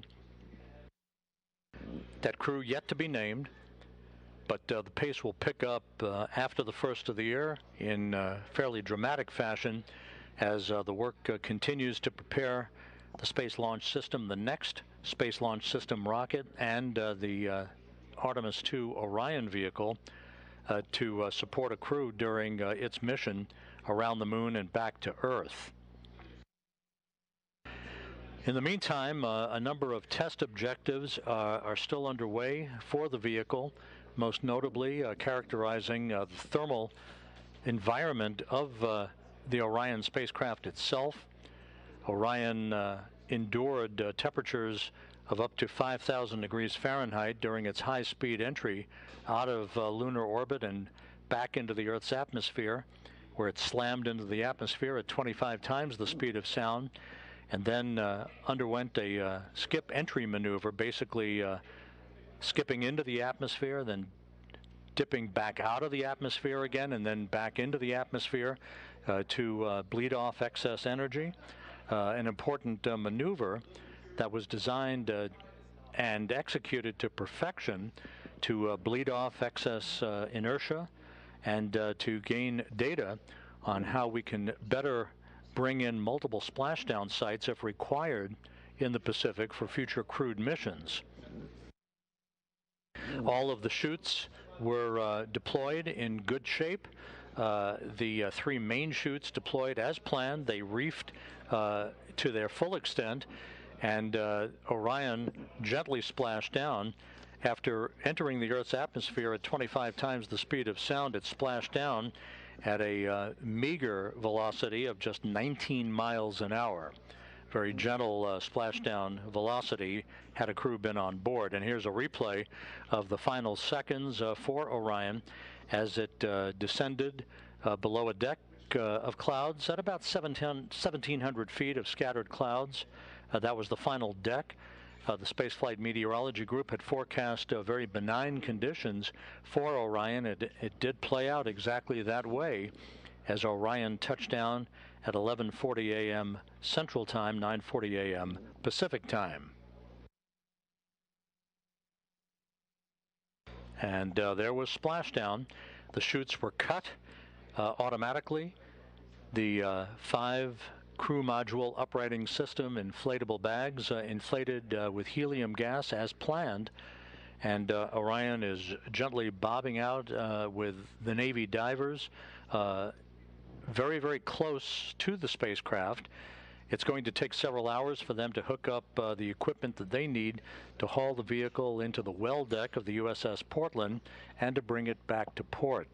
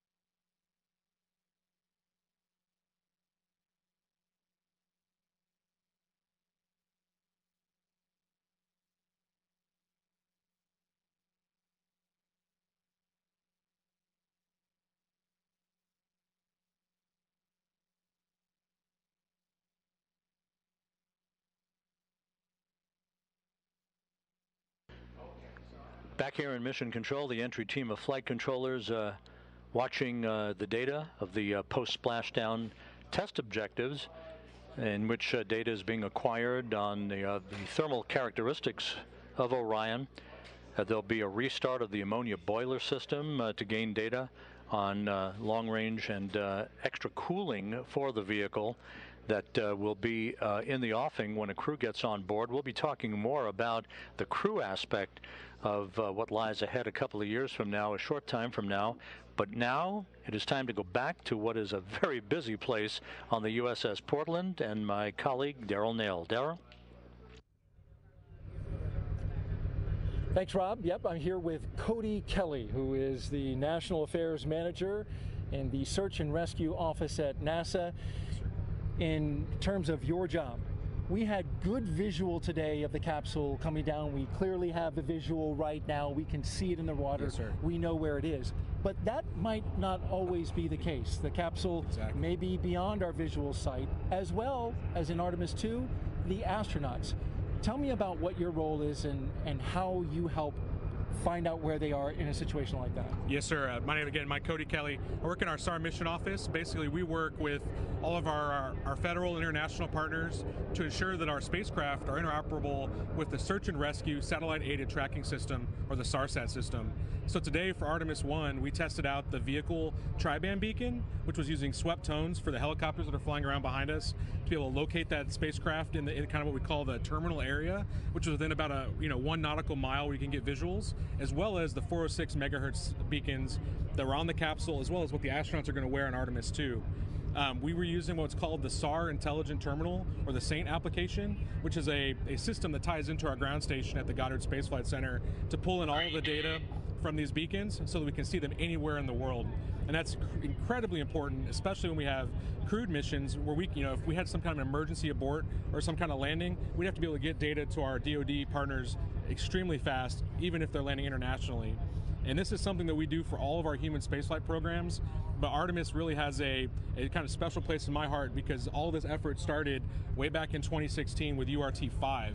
So we actually demonstrated some of our advanced technologies on URT-5, and slowly was able to be integrated with the landing and recovery team to provide them that key data on the day of landing and if there was any kind of emergency. The astronauts are going to wear what's called the Angel beacons, which are the advanced next generation emergency locator beacons that are located on their life preserver equipment, and that's going to be able to track an astronaut if they had to get out of the capsule, if there was an ammonia leak or some kind of emergency, as well as tying that into what the vehicle telemetry is saying to be able to give a good SAR picture to these guys that are flying helicopters looking for survivors or being able to go rescue astronauts. And so let's talk a little bit about that further. The astronauts will be wearing GPS, essentially they're GPS locators, right? Exactly, yes, sir. They're beacons. And then, of course, the crew module itself has a tri-beacon. Yes, sir. So how do you delineate between those two? And that's really the power of our ground station and all these web applications. They're two different legacy beacons. You have a first-generation SARSAT beacon, which is what you have on a standard boat. Beacon, and then we have what is called a second generation beacon, which is an advanced waveform that's specifically for the astronauts themselves. In our application, we're able to actually identify each of those beacon IDs and tie them to a specific crew member so that when they turn it on, we know exactly whose beacon that is and exactly where it's at. And the power behind that is with these emerging technologies, we're able to do this even if we have bad GPS connection or we're really anywhere in the world. And this is the kind of stuff that you can have is if you go to a vendor and buy it for your boat. If you're out hiking, we're using those technologies for civilians for astronaut use and kind of vetting it out here out in the open ocean, knowing that astronauts are really one of our prime customers. So you ran a test today, right? Yes. As this operation was unfolding, the crew module was sending out its beacon, its tri-beacon, but then you also had those Angel beacons for the astronauts. They were what? You put them on the boats, yeah, right? we put them on the ribs or the rigid hulls inflatable boats that are out there tending the capsule, as well as on the fantail of the ship. What we're doing is we're looking to make sure the air crews could delineate between these various beacons if the crew members ever had to get out, as well as looking at the performance of the vehicle tri-band beacon after it's spent almost 2 weeks in space. Mm-hmm. So we're looking at not only today's technology, but tomorrow's technology to kind of serve Artemis emerging partners and really the folks are going to be in harm's way on a daily basis. Your test was part of the operation today, and how did it perform? It went phenomenally. I can't give more kudos to the crew of the Portland, 1st Air Force Det 3, setting that all up with the Navy, the Air Force, as well as some of our national partners in the U.S. SARSAT program that made this all happen. So it was really a team effort, and it went flawlessly, just like this mission. So I couldn't be more happy. And you could clearly identify the capsule and the 2 Angel beacons. I mean, it was clear as day. It was clear as day, and we've been working on this application for over 2 years with this mission in mind, and it executed flawlessly. And the coders and developers at Goddard Space Flight Center did a phenomenal job being able to get this ready on time, on mission, and on location. Cody Kelly, Manager of National Affairs, Search and Rescue Office at NASA. Thank you very much for joining us. Thank you. Rob, we'll send it back to you. Thanks, Daryl. Great job out there, by the way, throughout the course of the day. A great view of Orion as it sits passively in the fairly calm waters of the Pacific west of Baja California. With me here, sitting very calmly, veteran astronaut Randy Bresnik. Randy, thanks for joining us today.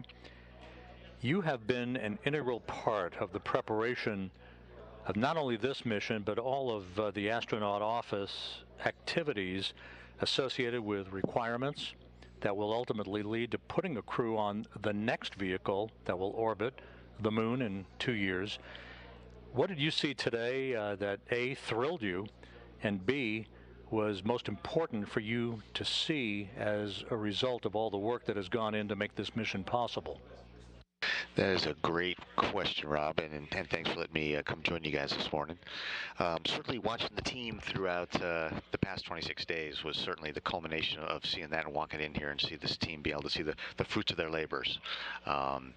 Seeing that we have a launch platform that was nearly flawless, practically flawless, getting our Orion uphill, and then having our service module, give us power and the flight control and the burns that all went off so well with so small residuals that we hardly had to do any trimming. And it was then great to see all the cameras that we put on that vehicle to bring everybody along on the mission, and put selfie as a word that we use now in spaceflight, and Artemis 1 getting the selfies while we were up there.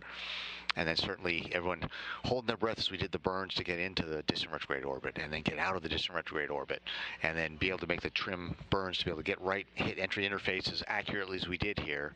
See the service module separate, which is another big milestone, and then see the last few minutes of flight with Orion flying on its own for the very first time, and then see how well it controlled itself, and how the forward big cover came off on time, the drogues came out, slowed it down, mains came out, and we landed 2.5 miles from the pinpoint bullseye, and we had expected maybe 5.5 miles. So it was awesome to see all of that, and that whole collection is what gives us confidence for the next time.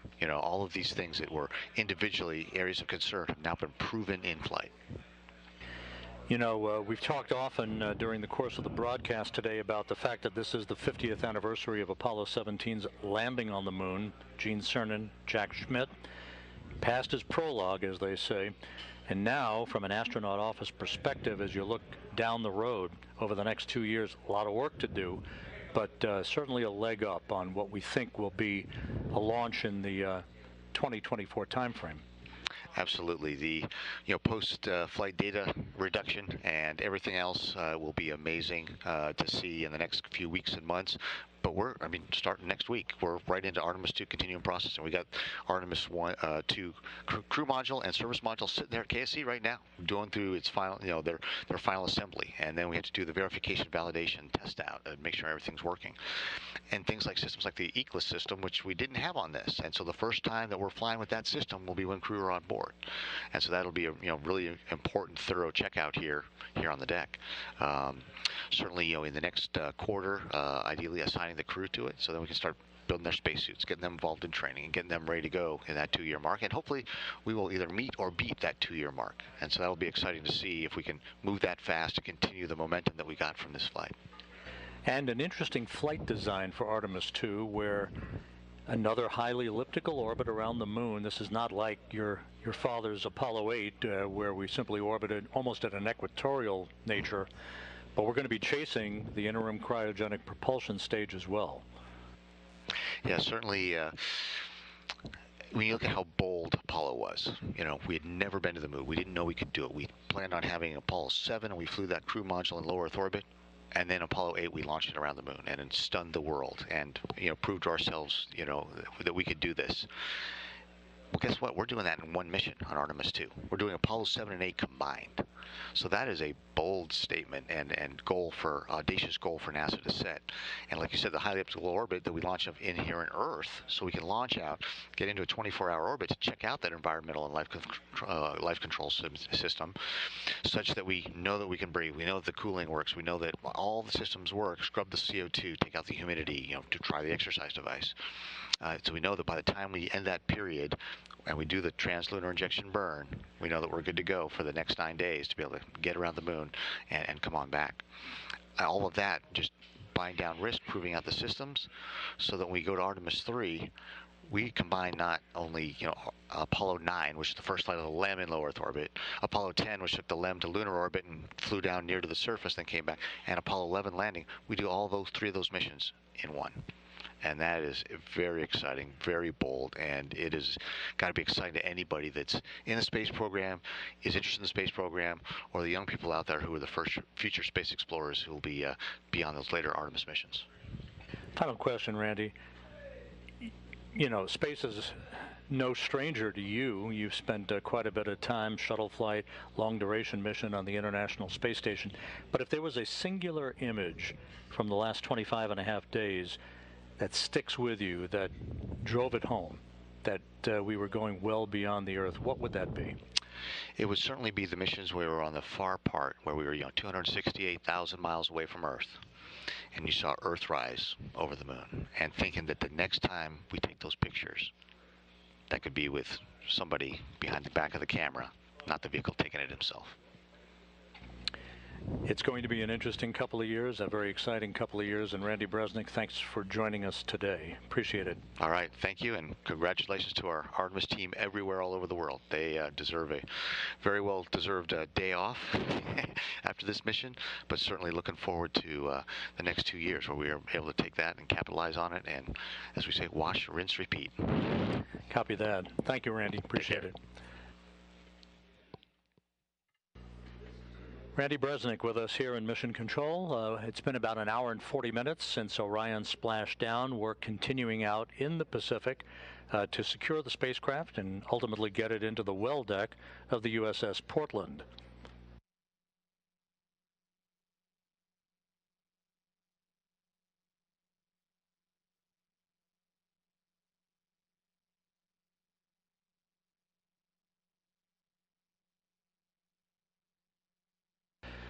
As the team here in Mission Control works through the post-splashdown procedures before they hand the vehicle over to the Exploration Ground Systems recovery team on the USS Portland.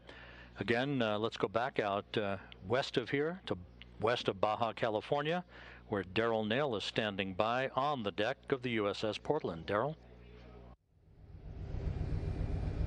It's simply beautiful out here, Rob, and we've got a perfect view, a front row seat to the Orion splashdown. I want to give you a quick update on the recovery operations. Recovery Director Melissa Jones has decided to go the full 2-hour waiting period for ammonia boil-off, and so that's going to put us at 11:40 a.m. Pacific time for the boats to then close in and get next to the spacecraft and begin sniffing it for any hazardous gases. You can see it just right off the port side of the USS Portland, still in the water. The Navy boats off to the left, they're standing by for that moment, which is in just about 18 minutes from now. They're going to go in and start that procedure. Both helicopters, though, are back on the flight deck as well. Those assets have completed their part of the job. I want to bring in now Jeremy Vanderkam.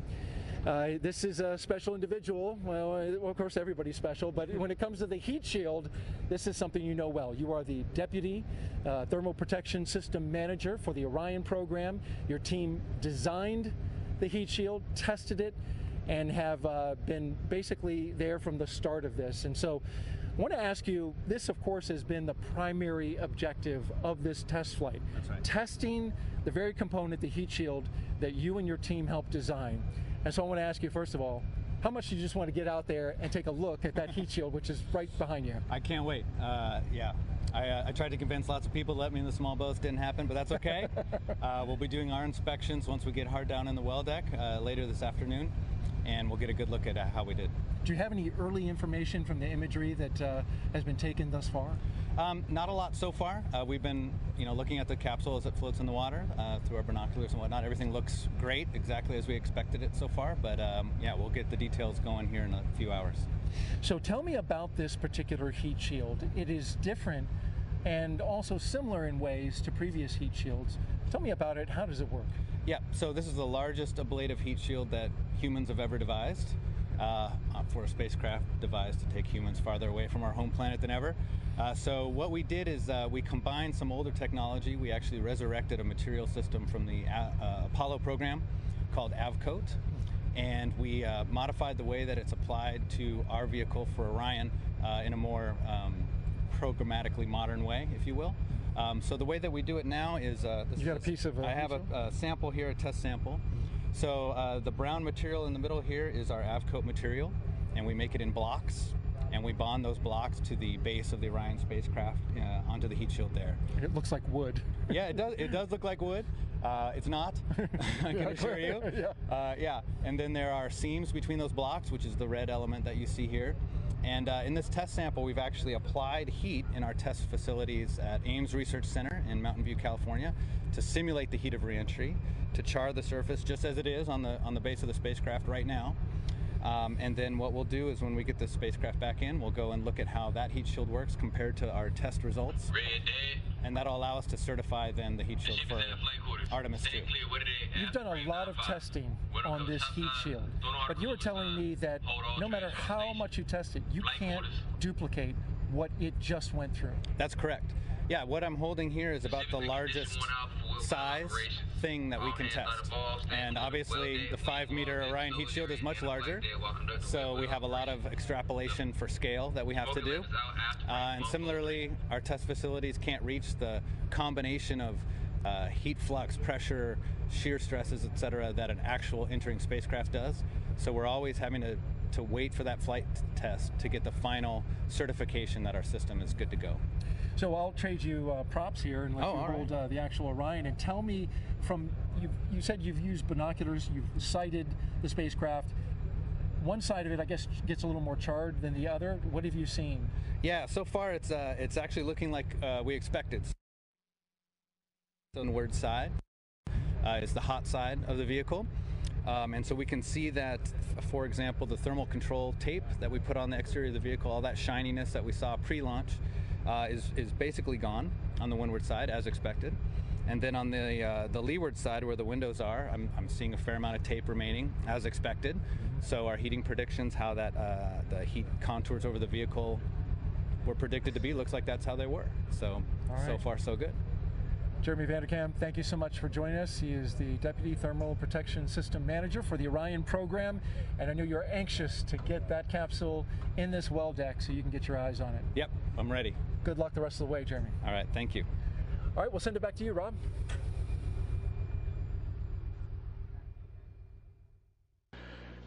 Thank you, Daryl. Back here in Mission Control.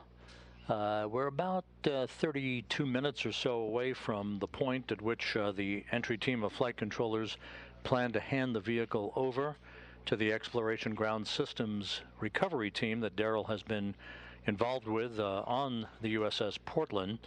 That will come after the completion of detailed flight test objectives, the last of which will be the restart of an ammonia boiler system to provide additional cooling for the vehicle. This is a test to see what kind of additional cooling might be required once a crewed mission returns from the moon to maintain the most comfortable level of cooling for a crew on board that is returning from the moon for an extended period of time, particularly if they wind up splashing down a further distance away from the recovery ship than Orion did today. Everything went perfectly during Orion's high-speed entry back into the Earth's atmosphere, and its splashdown and all of the post-splashdown activities that have occurred so far, as we will be continuing our coverage until Judd Freeling, the entry flight director, hands back the vehicle to the Exploration Ground Systems folks out in the Pacific.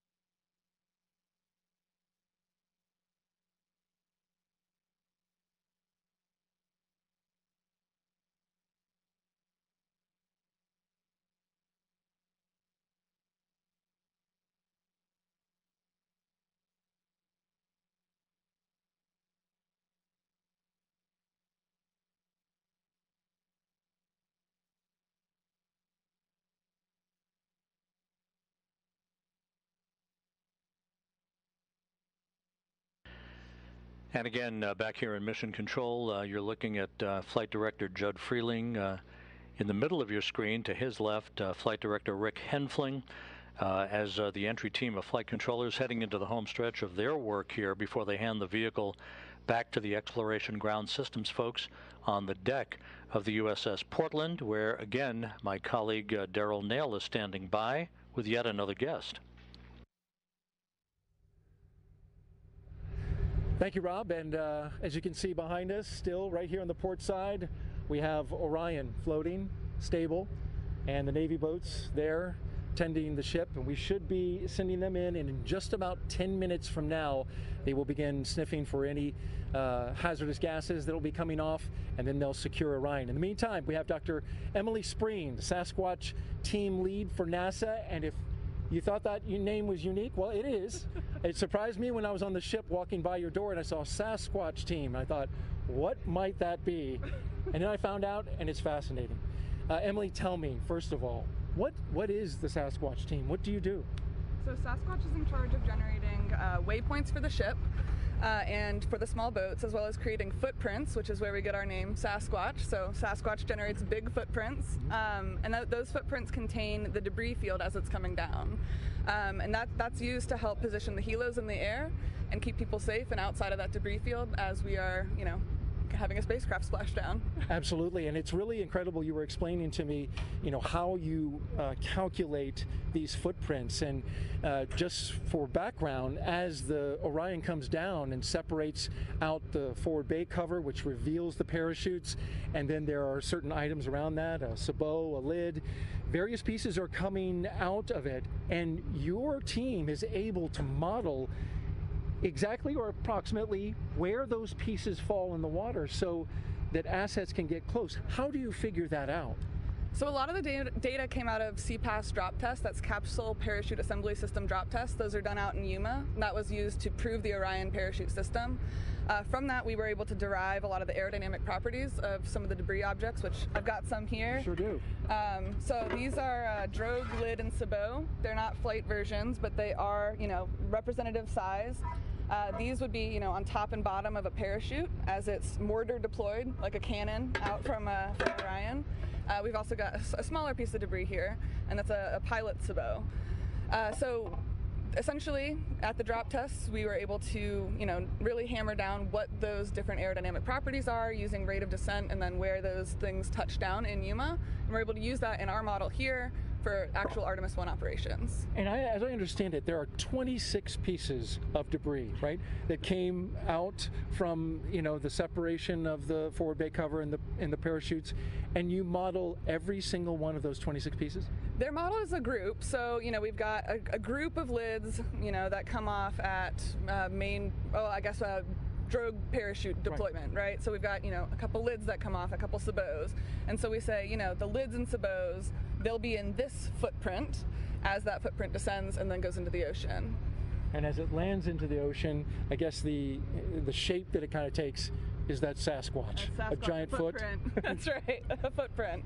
With all that debris coming down, I mean, the different aerodynamic properties, this is going to be different than, say, the larger one, which is going to be different from the parachute. What kind of modeling goes in to be able to tell where that parachute's going to float? Because a parachute takes many forms as it's falling. Right. So we're taking in, we're using that CPAS data, but we're also taking in day of weather conditions. So we've got, weather people on board the USS Portland with us, and we're talking with spaceflight meteorology back in Mission Control in Houston, and we're getting information that we're using to take into account. Because once things are on parachutes, just like you said, they're drifting. But with that, we were able to predict the CM splashdown location within a nautical mile. So that's impressive. Yeah, we're really, really pleased. It went beautifully. Wow, nice job to your team and to you. Thank you. That right there is impressive. Now, I was just going to ask you, how about the rest of the debris field? Were you able to determine with what level of accuracy the rest of it came down? So right now, none of those other pieces have GPS information on them. We're hoping to get some information about that later. We'll see what the ship's capabilities are and what NASA's able to get from that. But that's something that's still in the works, so we'll see. All right. I'm pretty certain. Emily Spreen, Sasquatch team lead for NASA. Thank you to you and your team for doing such a great job with us and joining us. It's been an honor. It's been great. Thank you. All right. Rob?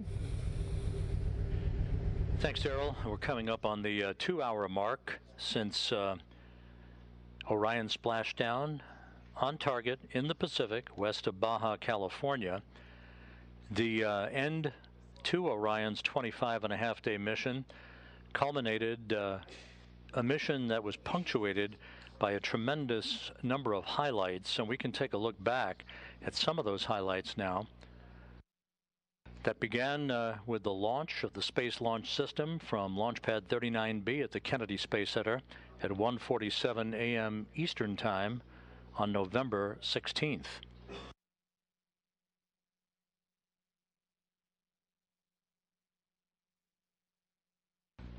The Space Launch System lifted off, conducted a roll program to place itself on the proper azimuth and the proper trajectory to enter a orbit of the Earth. It would spend the Orion spacecraft itself with its associated European service module and the attached interim cryogenic propulsion stage would spend one orbit in low Earth orbit. And there is the separation of the core stage. The vehicle conducted a translunar injection burn that enabled Orion to break out of low Earth orbit and begin its trajectory toward the moon, and the elliptical orbit, the highly elliptical orbit called the distant retrograde orbit, that provided the time that was required for Orion to acquire data on the space environment and the time required for engineers to test all of its systems and collect as much data as possible in this first test flight that would precede placing a crew on board an Orion spacecraft 2 years from now.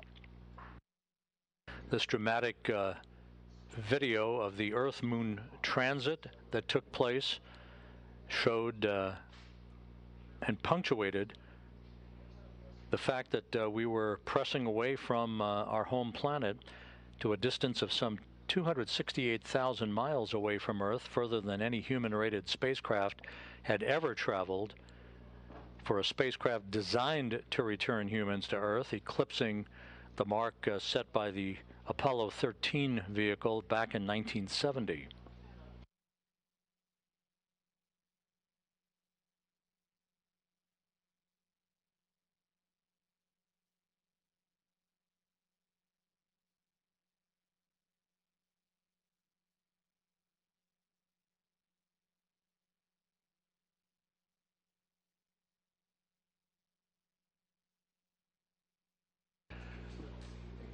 The distant retrograde departure burn that began the trip home for Orion this past Monday.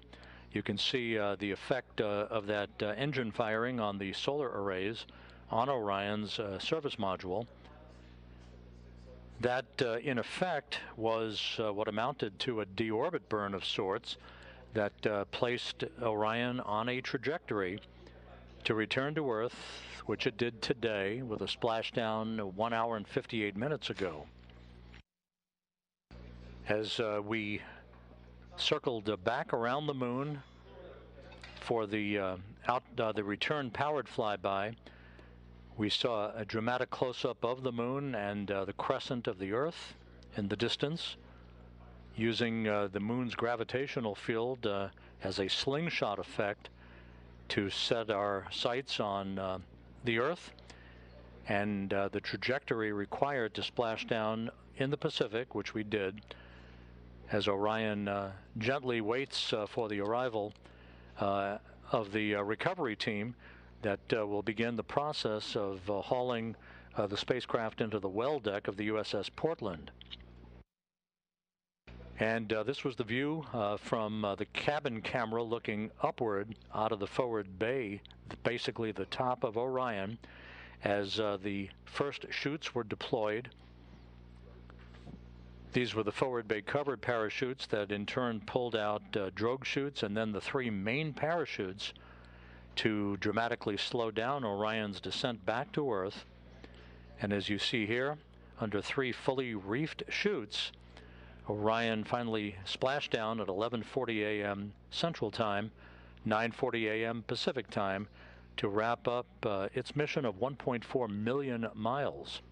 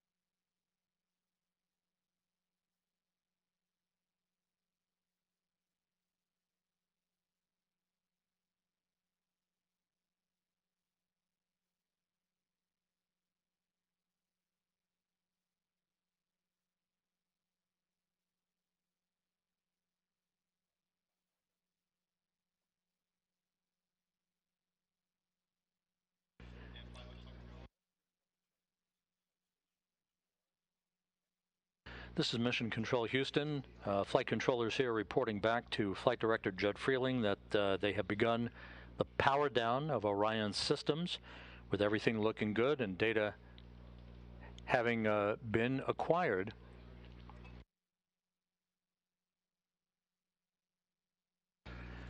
So the post-splashdown test objectives are nearing an end. The vehicle is being powered down, and we should be a short time away from the point at which Flight Director Judd Freeling hands over the vehicle to the Exploration Ground Systems folks out in the Pacific.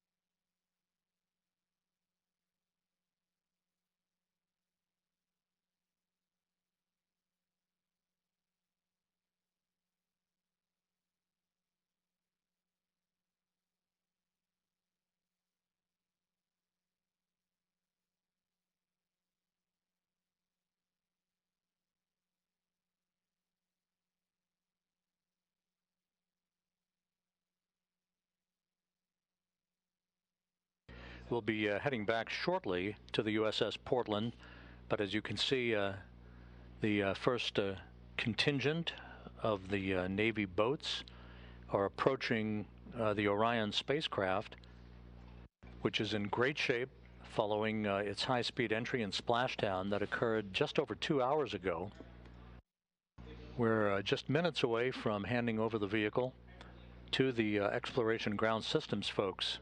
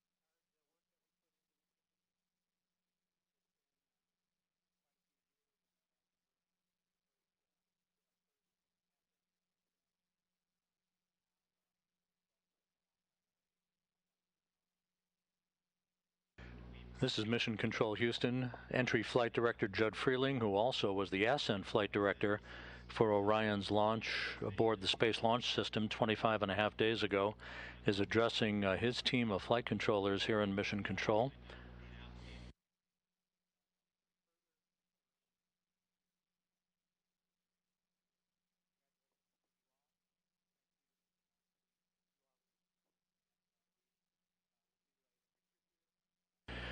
With that, Judd Freeling has handed over the Orion vehicle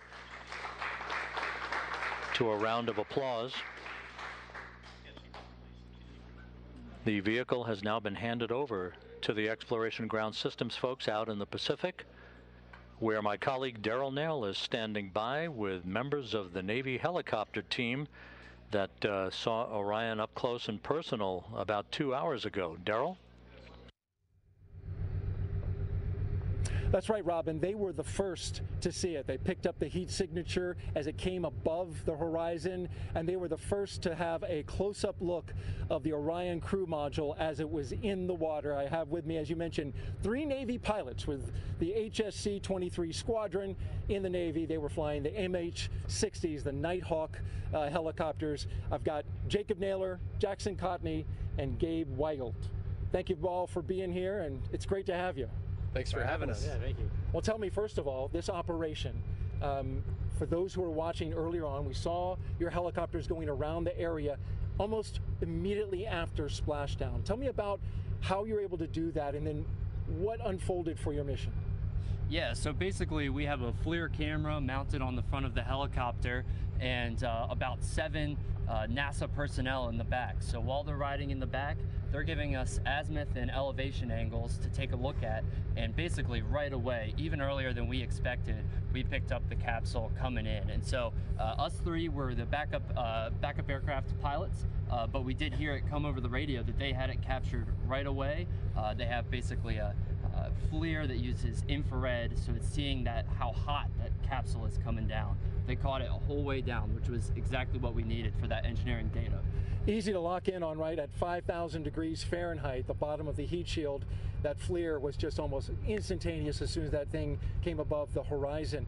Then you began capturing imagery, and we watched as the helicopters circled, and sometimes they were doing some pretty nice banks around the Orion crew module. What was that about, Jackson? Why did they take that path around Orion? Yeah, so the second part of the mission was to get a hazard analysis of the capsule, and then just engineering level fidelity data, like imagery from some of the photographers on board. And then we had another helicopter up that was testing out the new Angel beacon that the crews are going to wear eventually when the capsule does come down. So that all deals with our primary mission set of search and rescue, which is what we're hoping to do in Artemis 2, is to actually pull the astronauts from the capsule via the hoist. Right. And so you guys were also using data from the Sasquatch team. We just interviewed them and heard about the great work that they did in predicting where that debris field would be coming down, 26 different pieces as the crew module was getting its parachutes out and everything. Using that data, how accurate was it for you, and how did it help you fly around the area? So there was actually one of the NASA personnel in the back had a tablet which had the debris field on top of it, and as time goes on, that debris field could get a little smaller and smaller, and so they helped give us headings and guidances on where to turn and where to get the aircraft to avoid any of that debris field coming down and hitting us in the head on the helicopter. So yeah, right, and successful. You guys were looked great out there at sea, surrounding the capsule, flying, in fact, at sometimes very closely. We saw you hover. I don't know what the feet was, but it looked pretty close to the ocean surface. Probably about 50 feet above, just so that the photographers could get good data. And then we were kept safe by Emily and her team. The whole Sasquatch team helped us with the footprints so that we knew where we could fly, so that we'd be safe.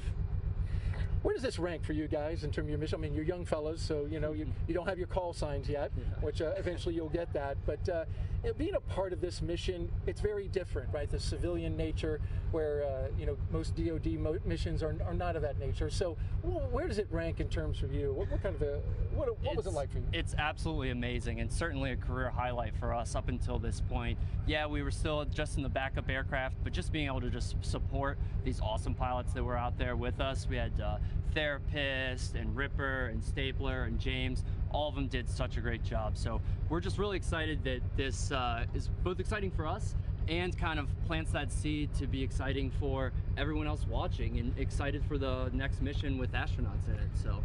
And that'll be the next great part, right? So as Navy pilots, you'll be able to hover over top of the next capsule that comes down, and it's going to have astronauts in it.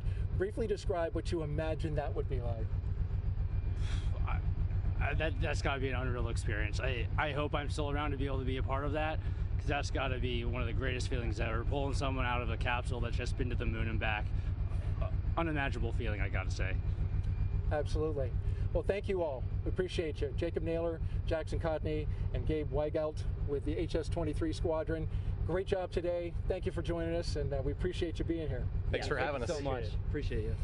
All right, and here on the USS Portland, the mission continues. The operation to recover the Orion command module, which you see is still out there in the Pacific. We're awaiting the Navy boats to get a little closer to begin their operations and sniffing out hazardous gases and making sure that they are able to connect up to that capsule and tow it back inside the USS Portland, our Navy ship on scene here. That's going to do it for us, for the Exploration Ground Systems, the Department of Defense, and NASA. We want to send it back to you, Rob, in Houston, Texas.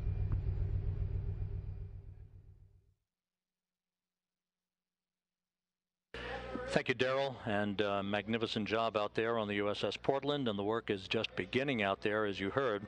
Here in Mission Control, the work is over for the entry team of flight controllers who have handed the vehicle over to the Exploration Ground Systems folks out in the Pacific, with the power down of Orion having been completed. Entry Flight Director Judd Freeling has released his team, and they will be making their way out of Mission Control, with Orion's handover now complete. Splashdown occurring at 11:40 a.m. Central Time, 9:40 a.m. Pacific Time. The team is posing for a team picture before they are released for the day. Upcoming, you can follow, if you wish, all of the remaining recovery work, including the Orion being brought into the well deck of the USS Portland on the YouTube channel that you see there, www.youtube.com/KSC Newsroom. The Kennedy Space Center Exploration Ground Systems folks now in charge of the operations to bring Orion back into the well deck, to get it back on shore, and then transport it back to the Kennedy Space Center for post-flight analysis.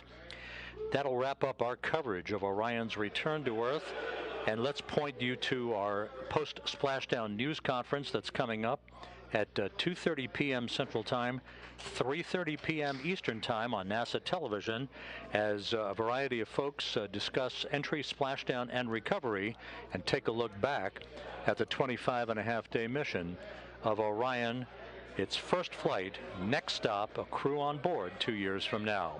With that, we wish you a great Sunday. This is Mission Control Houston.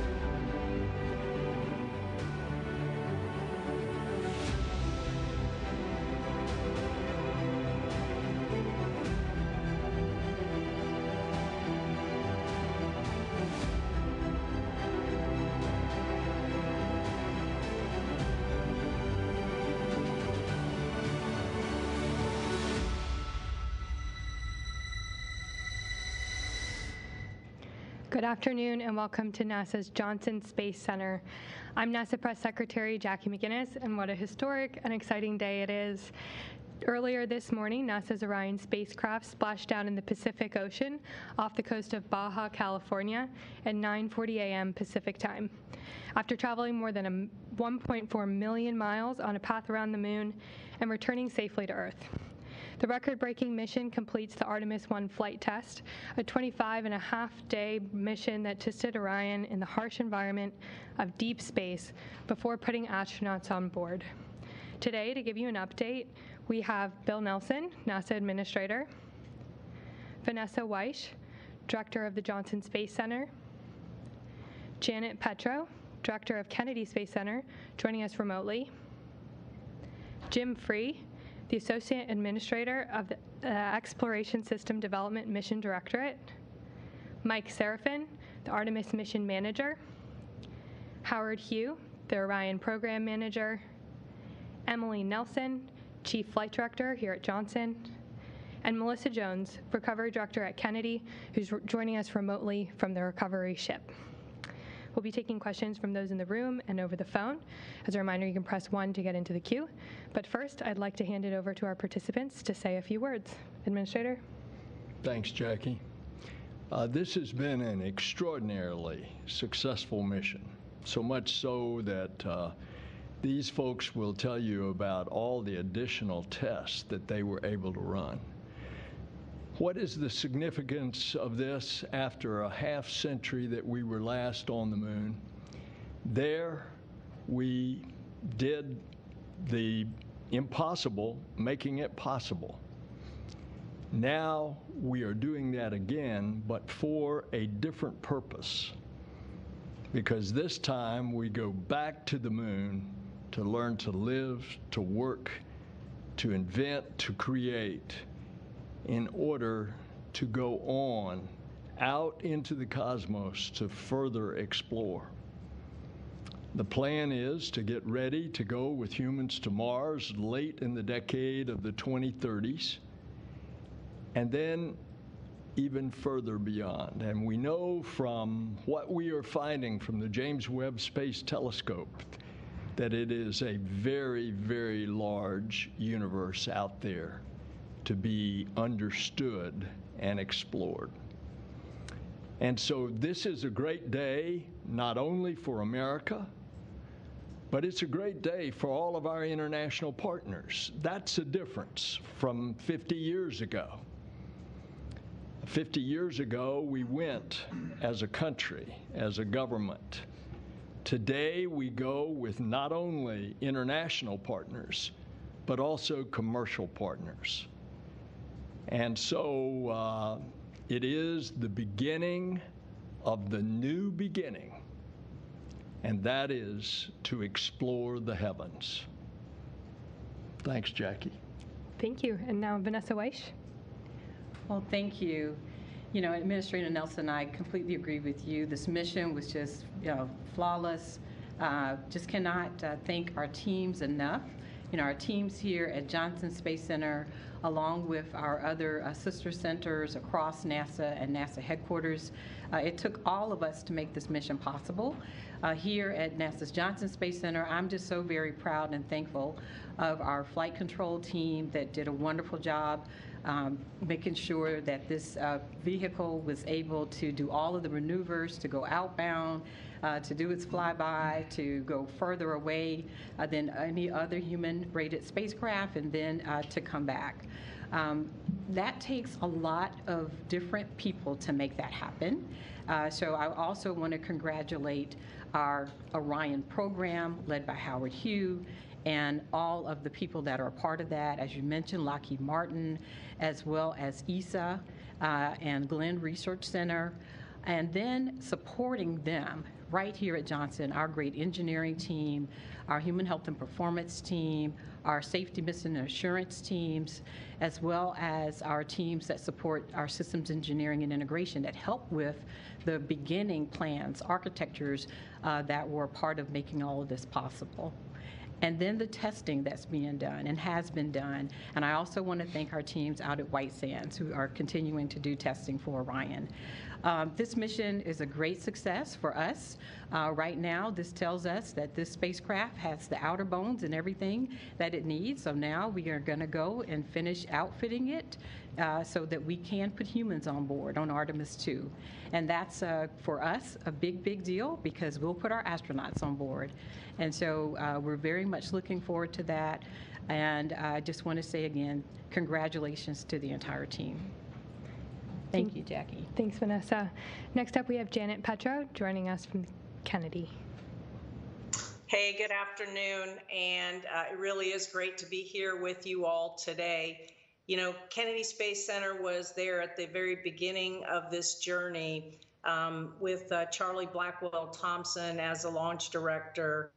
And here we are at the end of the mission. I think you're going to hear from Melissa Jones, who is the recovery team lead from the Exploration Ground Systems here at KSC as well.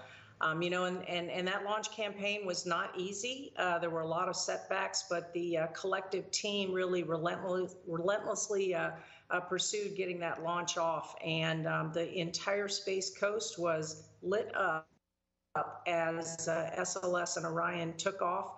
And we watched in awe, and then we followed the vehicle as it made its journey around the moon. And we held our breath all morning long as Orion went through its deorbit and splashdown paces. It really was surreal. We all talked about it being a test mission, but I think this vehicle and the performance really exceeded all our expectations. I'm really looking forward to getting Orion back at Kennedy at the end of this month in a few short weeks where we'll bring it back into the processing facility, take out the remaining payloads and service it, deservice it, and then take a really good look at the heat shield and see how that system performs. But, you know, I got to say it is Kennedy Space Center's 60th anniversary, and the administrator kind of talked about the previous 50, 60 years, all about Apollo and shuttle. And this is really capping off our diamond anniversary at Kennedy as we look forward to the next 60 years and everything that Artemis is going to be doing for our future here at the agency. So thank you very much. What a way to cap off an excellent year. Next up, we have Jim Free. Thanks, Jackie. Good afternoon, and what a great day. You know, two pictures from this week that sum it up for me: an empty mobile launcher rolling back, and that spacecraft in the water there in the Pacific. So, a remarkable mission by every single one involved. Congratulations to folks that have worked on this for years. Some people their whole career, some people half of their career.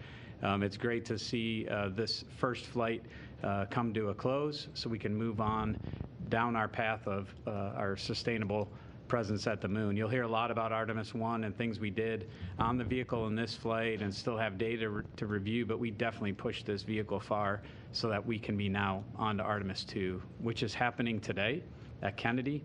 The crew modules there, the service modules there, the engine section arrived yesterday. That vehicle is a reality, and ironically, so are the next missions all the way out through Artemis 5. We have hardware today in work around the world through Artemis 5.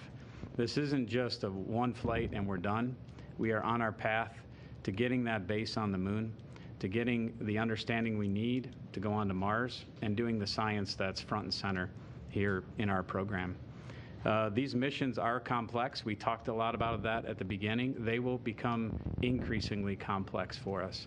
But I think the confidence that we learned in the vehicle, the things that we tested the vehicle to, the way that the teams responded to all that, I think give me great confidence in our path in the future. So it's great to be a part of it.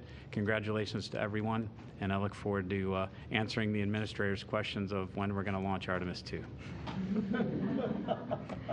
Thanks, Jim. Over to you, Mike. Oh, well, good afternoon, and thank you to each and every one of you that have come to follow us today on a successful completion of the Artemis 1 mission, but especially to those that followed us from our very first launch attempt and stayed with us through hurricanes and hydrogen leaks and technical issues throughout. This team has really persevered through many challenges, and from the outset we spoke about how this was a deliberate stress test of our deep space human transportation system. And we've been up front with you about how this was going to be a challenging mission. We set some bold priorities. Priority 1, demonstrate the vehicle at lunar reentry conditions. We successfully demonstrated that today. Priority 2, demonstrate the vehicle in the flight environment. We've successfully demonstrated that over the course of a 26-day test flight. Priority 3 is currently in progress. The vehicle is powered down and it's in the Pacific Ocean. And as Melissa Jones will elaborate, the vehicle recovery and retrieval is in progress, and we expect to complete that here in the next couple of hours. And then priority 4, our bonus objectives, sharing the mission with each and every one of you, public outreach, sharing remarkable images, completing science and technology demonstrations. We've completed that, plus some bonus objectives. So this is what mission success looks like, folks. This was a challenging mission, and this is what mission success looks like. One of our forefathers in the Apollo program, Hugh Dryden, spoke about the purpose of flight testing. And he said it was to separate the real from the imagined and the known from the unknown. And I don't think any one of us could have imagined the mission this successful, but we had a very successful flight test. We now have a foundational deep space transportation system. And while we haven't looked at all the data that we've acquired, we will do that over the coming days and weeks and fully understand and appreciate the margins that are there. I'll just say in closure, we're sharing a historic day with the Apollo 17 mission, and Gene Cernan left a plaque on the surface of the moon, and I'll paraphrase it here. May the spirit and the peace in which we executed this mission continue forward for all mankind. This mission was a peaceful mission using partnerships from across industry with our international partners, with our science partners, and we're going to grow out from here. There are more complex and more challenging missions ahead, but we've got a foundational capability here. So with that, I'll pass it back to you, Jackie. Thanks, Mike. Now over to you, Howard. Thank you, Jackie. Good afternoon, everybody. What a fantastic day for Orion and Artemis. Center Director Weiss said we have a fantastic team. The Orion team would have been tremendously happy just getting the data, but this accomplishment that we've been able to do all through this 25.5-day mission has been so rewarding, and we've been able to get a lot of data. And I want to thank the teams today. They've worked really hard. The flight operations team has done a tremendous job operating our spacecraft. Our engineering team, our safety team, and our lead integration team has been tremendous in trying to not only just get the data down, but also looking at the data and adding additional objectives. I'll give you some highlights. We were able to be very successful in terms of our operating our systems in space, and our return has just been the same in terms of our success. We were able to hit 0.02 degrees within what we want to do for our flight path angle, and we landed within 2.1 nautical miles of our target landing site. Our requirement was 5.4 nautical miles, so tremendous success in terms of return. Of course, we demonstrated 6 skip entry capability. That went flawlessly as well. And we'll be looking forward to our heat shield data as we gather that and learn more about the heat shield performance when we get the capsule back. But overall, the mission has been tremendously successful. We've been able to accomplish over 122 of our flight test objectives that we had planned. and we added a bonus of 20 real-time flight test objectives as well. So great job by the team. Happy to look through the data even more, and we're ready to accomplish Artemis 2 going forward. So thank you. Thanks, Howard. And now we have Emily Nelson. You know, this mission, this spacecraft and this team exceeded all expectations. I think we're all in unison on that. The spacecraft performed so well that we were able to start looking ahead at Artemis 2 and thinking through how else can we push the boundaries on this flight? What else can we learn? Where are there constraints that we can push on? Where are there opportunities for us to improve on our products for the next flight? And so for the last 25 and a half days, we've been every day looking ahead to the next flight to see how we can improve on where we are today so that we can fly a safe and successful mission with our astronauts next time around.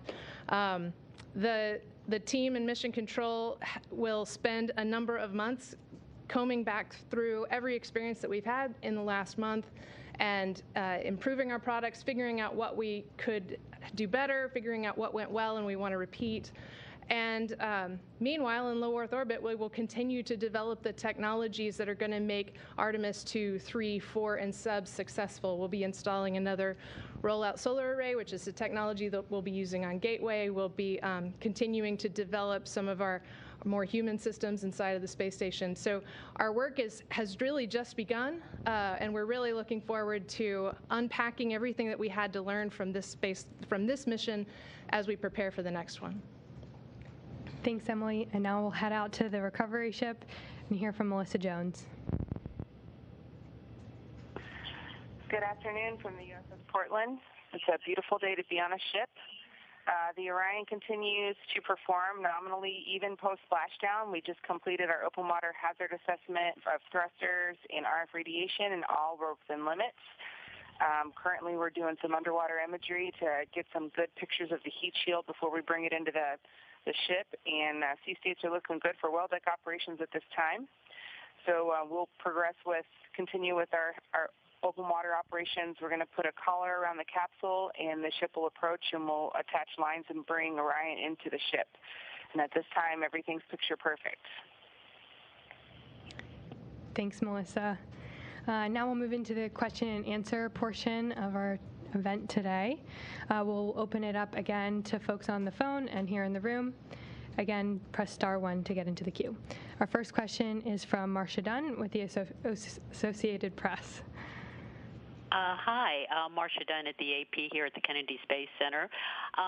Two timing questions. So Artemis 2, we keep hearing 2024. When in the year 2024 might that happen? Can you roll in that date at all to make it quicker? And when will the crew of Artemis 2 be announced? Yeah, I guess I'll go ahead and take the first question. We've talked always about around 2 years between Artemis 1 and Artemis 2. There's still a great deal of work to do on the crew module in terms of the hardware installation. I think everybody knows we're taking some of the boxes out of Artemis 1, sending them back for retest, and then putting them into the Artemis 2 vehicle. Then the crew module and service module go together and go through a series of tests. So right now, we're still looking at that 2-year time frame from Artemis 1 to 2. I think one thing we've always been concerned about is what do we learn from 1, and are there changes we have to make? I think we've learned a lot from 1. TBD if there's changes. So that's some of the work we'll be going through, and then kind of get that final assessment on a date for 2. But we've always talked about 2 years between missions. I joked earlier about the administrator asking me about it. We obviously want to try and do it quicker. To your point, Marcia, and Howard and his team on the Orion side are always looking to ways to do things quicker. We're trying to roll in lessons learned from the processing of the Artemis 1 vehicle at Kennedy. Are there things we can shorten there or optimize? So that's all of our lessons learned path going forward in the near term. I'll turn the second question to Vanessa. Awesome. And so also, Marcia, one of the things that we've been talking about is when to assign the crew, right? And so we knew that we wanted to wait for this mission to go, make sure that it was a success. As Jim said, there's still some things that need to be learned as we get the spacecraft back to Florida, make sure that we have everything that we need to know. But our intent is, if all is still go and everything looks good, then our plan is to name the crew in early 2023. So we're looking very much forward to that. Our crews, people are anxious, we know that, and so that is our game plan. Thank you very much. That'll certainly be exciting. Next up, we have a question from Gina Sinceri with ABC News. For Emily Morgan, it's been over a decade since you've had a vehicle come down. What was it like to be in mission control for Orion splashing down this morning? Oh, gracious. Personally, I was talking with Rick LeBrode, our lead flight director, a few times during the day, and he commented several times that it just hadn't sunk in yet. It just really hadn't sunk in. So I'm going to echo that. It for sure has not sunk in yet. I would also say that coming to work every day for the last 26 days, I feel like any minute now I'm going to get used to walking in and seeing these amazing pictures on the front boards and at the front of Mission Control.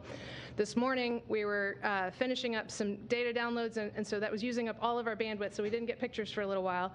And then suddenly the picture pops up, and it's the most beautiful picture I've seen of Earth as we're coming back to it.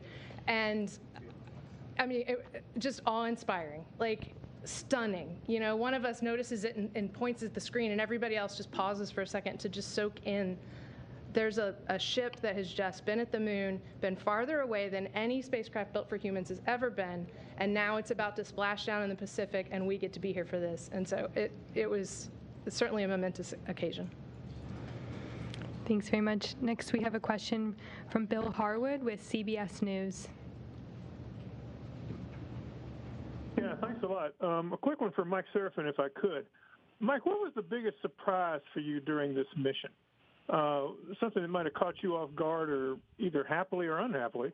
And you mentioned the Artemis II engine compartment getting here to KSC. Can you talk about the challenge of assembling the core stage in Florida versus Michoud, what that buys you? Thanks. Yeah, Bill, thank you for the question. The biggest surprise for me was a positive one, and it was simply that the first time flight of a brand new rocket, a brand new spacecraft, first time testament to the level of preparation, the quality of workmanship, just the overall level of test and integration and just effort put into getting this mission ready to fly. In terms of bringing the core stage engine section to the Kennedy Space Center, that's an efficiency that we're looking at, and shipping it and then assembling it vertically is something that we've been prepared to do. And the infrastructure at the Kennedy Space Center affords us an opportunity to do that, as opposed to a horizontal integration at Michoud Assembly Facility near New Orleans. The work at Michoud is still going to keep going on. We still need to build tanks. We still need to build the large components, and we'll ship the bulk of the core stage, minus the engine section, to the Cape, and then made it at the Cape once it gets there. It actually affords us some efficiency by splitting the workforce rather than having competing workforce or competing work instruction priorities on the shop floor at Michoud. So I think it's a good thing, and it again is something that we've learned how to integrate one of the more complex systems on the core stage. I don't know, Jim, you've been in some of those conversations as well, and if you have anything to add on the core stage. At Michoud, we have to construct a clean tent around the engine section when we do a lot of the installations or take things off to test. So at Kennedy, so you take that up and down, it adds time. At Kennedy, we don't have to do that. We'll process in the space station processing facility. So we're hopeful that the engine section, which is incredibly complex, will improve in its schedule time. And then the work Mike mentioned about workforce, We're starting to ramp up the exploration upper stage work at Michoud also. So we have a lot of work for those folks to do on stuff out through Artemis 4, and we're already starting weld confidence articles and structural articles on the exploration upper stage. So it helps us with efficiency and hopefully getting to that 1-year cadence as fast as we can. Thank you both. Next up in the room, we have a question from Eric Berger with Ars Technica. Hi, thanks very much, and congratulations on such an impressive flight. I mean, it really was pretty awesome to watch, I think. The first question is for maybe Howard or Mike.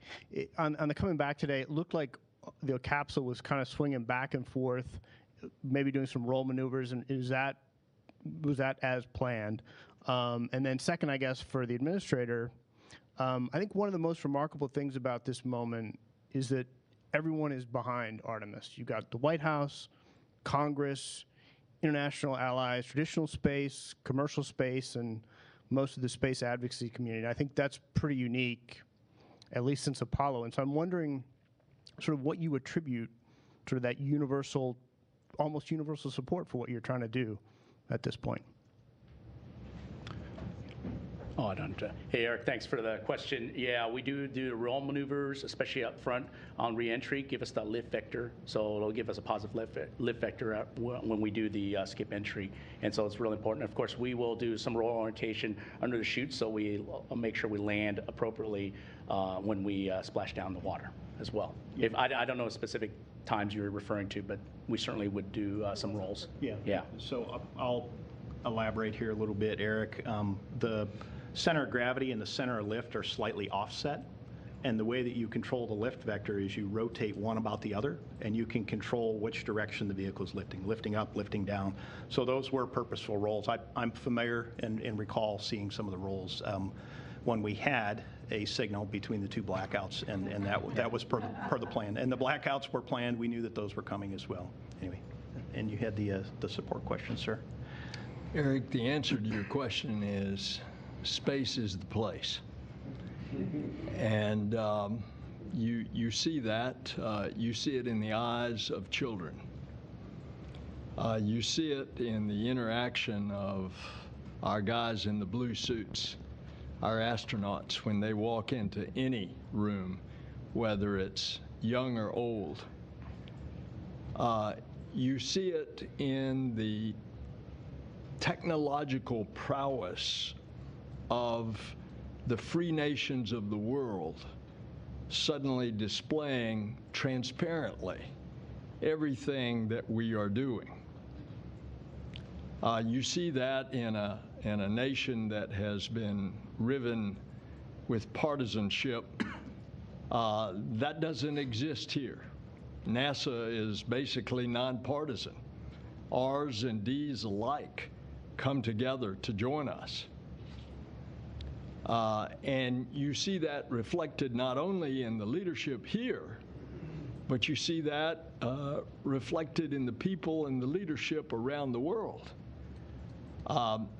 In the little bit that I've been to Europe, I mean, people are just, to use a phrase, over the moon about our space program. When I was at the astronomical conference in Paris, I got a message that the French president wanted to see me. And he's a space aficionado, so he just comes last week for a state visit with our president. And where does he want to go? He comes to NASA. And you see this in also the sense of America accomplishing something that people get excited about. You roll all of that together and a lot more, and that's why you see the excitement in this room today and all across the country. And that's why you saw 60 years ago 1.5 billion people of the Earth watching Apollo 11. And that continues today. Thank you very much. Our next question comes from Chris Davenport with the Washington Post. Hi, good afternoon, and thank you very much. Actually, my question is a follow on that, because obviously this is a very big day for NASA, and you have a lot of enthusiasm and momentum for the Artemis program. But as we know, these successes can sometimes have a very short shelf life. I mean, we saw that with the Apollo program, so I'm wondering if you're concerned about that and how you keep the momentum going with the public and, more importantly, with Congress, especially with the fact that the Artemis 2 mission is not going to come for another 2 years from now. Thanks very much. Well, Chris, I'm not worried about the support from the Congress. We will have that. We, in fact, have that. And as I described in my answer to Eric, that support is enduring. I believe that you're going to see a continued talk about what's going on. When Vanessa announces who's going to be on the crew, I think that's going to be an immediate story. And the American people, just like the original 7 astronauts in the Mercury days, are going to want to know about these astronauts and how they got to where they are and what is their life like and what it's going to be like as they prepare for this mission. And I think as we continue to do other things, remember President Kennedy in his speech almost literally 60 years ago not far from here at the Rice University Stadium said, "We go to the moon and do other things, not because it is easy, but because it is hard." And that taps into something in our spirit that we as a people of free nations, want to see accomplished. And I think that's going to engender the interest that naturally we could be concerned if that interest waned. Thank you. Our next question here in the room. Thank you, Mark Carreau with Aviation Week and Space Technology. If I heard correctly, it sounds like the capsule will go overland to Kennedy. I just wondered if there's a reason for that, like if it's going to stop in between, or it's just don't want to take a chance of putting it on the Super Guppy or something. I don't know. Thanks. Yeah, from our perspective, I think we looked at both going on a Guppy, flying, or going on the ground. I think there were maybe a few days, but certainly there was no stops along the way. We're going to try to get the spacecraft back as soon as possible. Certainly DOT has some rules relative to, transporting something like this across the country. But I know the ground team has worked through that already, and they've got a great plan. And we expect, like Janet said, the spacecraft to be back at KSC very soon. Thank you very much. Our next question comes from Joey Roulette with Reuters. Thanks, Jackie. I guess a question for Mike Serafin. Based on the early data you guys have already and what I guess you saw this morning, is there anything that happened from service module jettison all the way to splashdown that might have looked funny or unexpected that would maybe warrant a closer look? And also, what was the splashdown speed of Orion just before it hit water? And then I also just had one other question for Bill Nelson. You mentioned that the plan is to take humans to Mars by the end of the 2030s. Has NASA done any actual planning or assessments recently on that date for going to Mars? Thanks. Okay, Joey, thank you for the questions.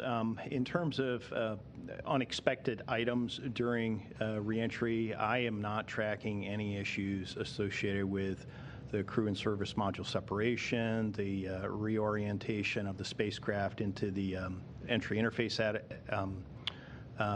attitude to get aerodynamic capture, the entire skip profile. We did have 2 long blackouts.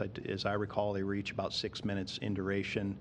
We're going to have to look at the post mission data recorders after we get the capsule back to shore to see if there was anything associated with it. But clearly the vehicle flew the skip reentry just fine. The entry guidance system was spot on, as Howard indicated earlier, relative to the targeted landing site. We came down within eyesight of the recovery ship, and the vehicle was clean. Post splashdown, all of the uprating bags that protect in the event that the capsule flips over and needs to be automatically uprighted. All 5 of the bags inflated, and the vehicle was powered down successfully without any thruster leaks or hazards or anything along those lines.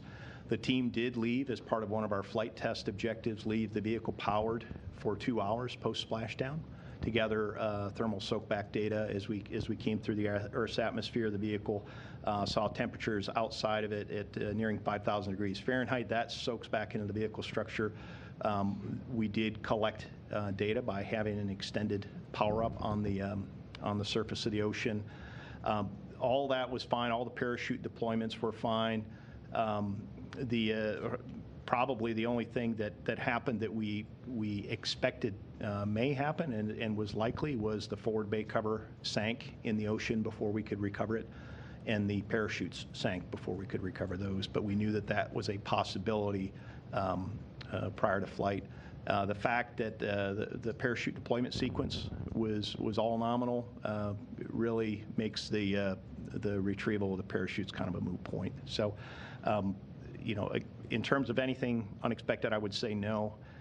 In terms of the splashdown speed, I didn't get an exact speed, but we were targeting around 20 miles an hour, and that appeared to be about what the splashdown speed was, but we could follow up with you afterward to get an exact speed. The goal of going to Mars was first announced by President Obama, and it was thought at the time that it would be about 2033. But that was a dozen years ago. And now a more realistic goal is the end of the decade of the 2030s. But a lot of this will depend on the development of new technologies, the ability to sustain humans for a long period of time all the way. Part of that is going to be how fast we can get to humans, how fast we can get to Mars with a crew. And so we finally broke through with the Office of Management and Budget on nuclear thermal propulsion and nuclear electric propulsion research. I think that will be supportive by the Congress. New technologies to propel us there faster. And so that is why we set a target at the end of the decade of the 2030s to go to Mars. And then we're going beyond. Thank you. Our next question is from Micah Maidenberg with the Wall Street Journal. Hi there. Administrator Nelson, you were, of course, a major supporter of the 2010 legislation that was key to getting Artemis 1 completed. Do you feel any sense of personal vindication today by the completion of the mission, especially given the performance of SLS and Orion, after some of the technical challenges with the hardware over the years and criticism of that bill? Thanks. The success of the mission today is because of a team like this and all the people that they represent, including our international and commercial partners. That's why we have come to this extraordinary day today. And I got to go get on a plane and go back to D.C. These guys are going to celebrate. I'm going to miss it. Thank you. Our next question comes from Jackie Waddles with CNN. Hey everyone, thanks so much and congratulations. So I thought I remembered last week, and correct me if I'm wrong, that Orion was going to spend like 2 to 3 hours in the water, and it sounds like now it's going to spend a bit longer, maybe up to like 5 or so hours. Is that true, and why will it be in the water a little bit longer? And then I was also wondering, based on the data you've collected after splashdown, if you could tell us like what exactly the cabin temperature ranges looked like. Thank you so much. Is Melissa still with us? Otherwise, I'll take a crack at that one.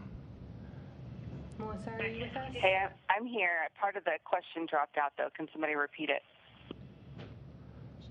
Her first question was about, or sorry, her second question was about the cabin temperature, and the first question was about how long Orion was going to be in the water. She thought she had heard 2 to 3 hours, and now it seems maybe more like 5 or 6. So she was looking for confirmation and an explanation on why. Yeah, I can answer the first question, and we'll have to let somebody else answer the thermal question. So this recovery is about 5.5 to 6 hours, and the reason for that is because the first 2 hours we had a powered-up flight test objective. We have about an hour and a half of imagery. So it's all about gathering data because it's a test flight. And then the last hour and a half to 2 hours will be installing a collar on it, attaching lines, and getting it in the well deck. So typically, a recovery with crew on board that wasn't required for all of the flight test objective data that we're trying to get, and the flight test objectives would be significantly less than this in under 2 hours. But in this case, we're being very careful, trying to get all the data we can, and trying to be very careful with the capsule when we bring it in and we set it down on the cradle. Thanks, Melissa. And I'll answer the second part. So when we landed, Mike mentioned, understand thermal environment in the cabin itself. So it's 60 degrees Fahrenheit. And when I left, after about an hour, it got to about 71 degrees. So really great data, very much in what we expected, and a great way to collect the data for this flight and understand how the cabin environment will be for the crew on Artemis 2. Thank you very much. Our next question is from Ken Chang with the New York Times. Hi, thank you. This is for the administrator. So congratulations on today. Looking forward to Artemis 3, NASA is working with a company led by someone who today suggested that Anthony Fauci should be prosecuted for crimes. And I'm wondering, is there anything that Elon Musk could say that gives NASA a pause on SpaceX's ability to execute this conduct? Thank you. Hey, Ken, I'm really sorry your connection was cutting out in the room. Do you mind repeating your question? Can you hear me? It's garbled. Yeah, it's a little in and out. All right. Go on to the next question then. Can't understand.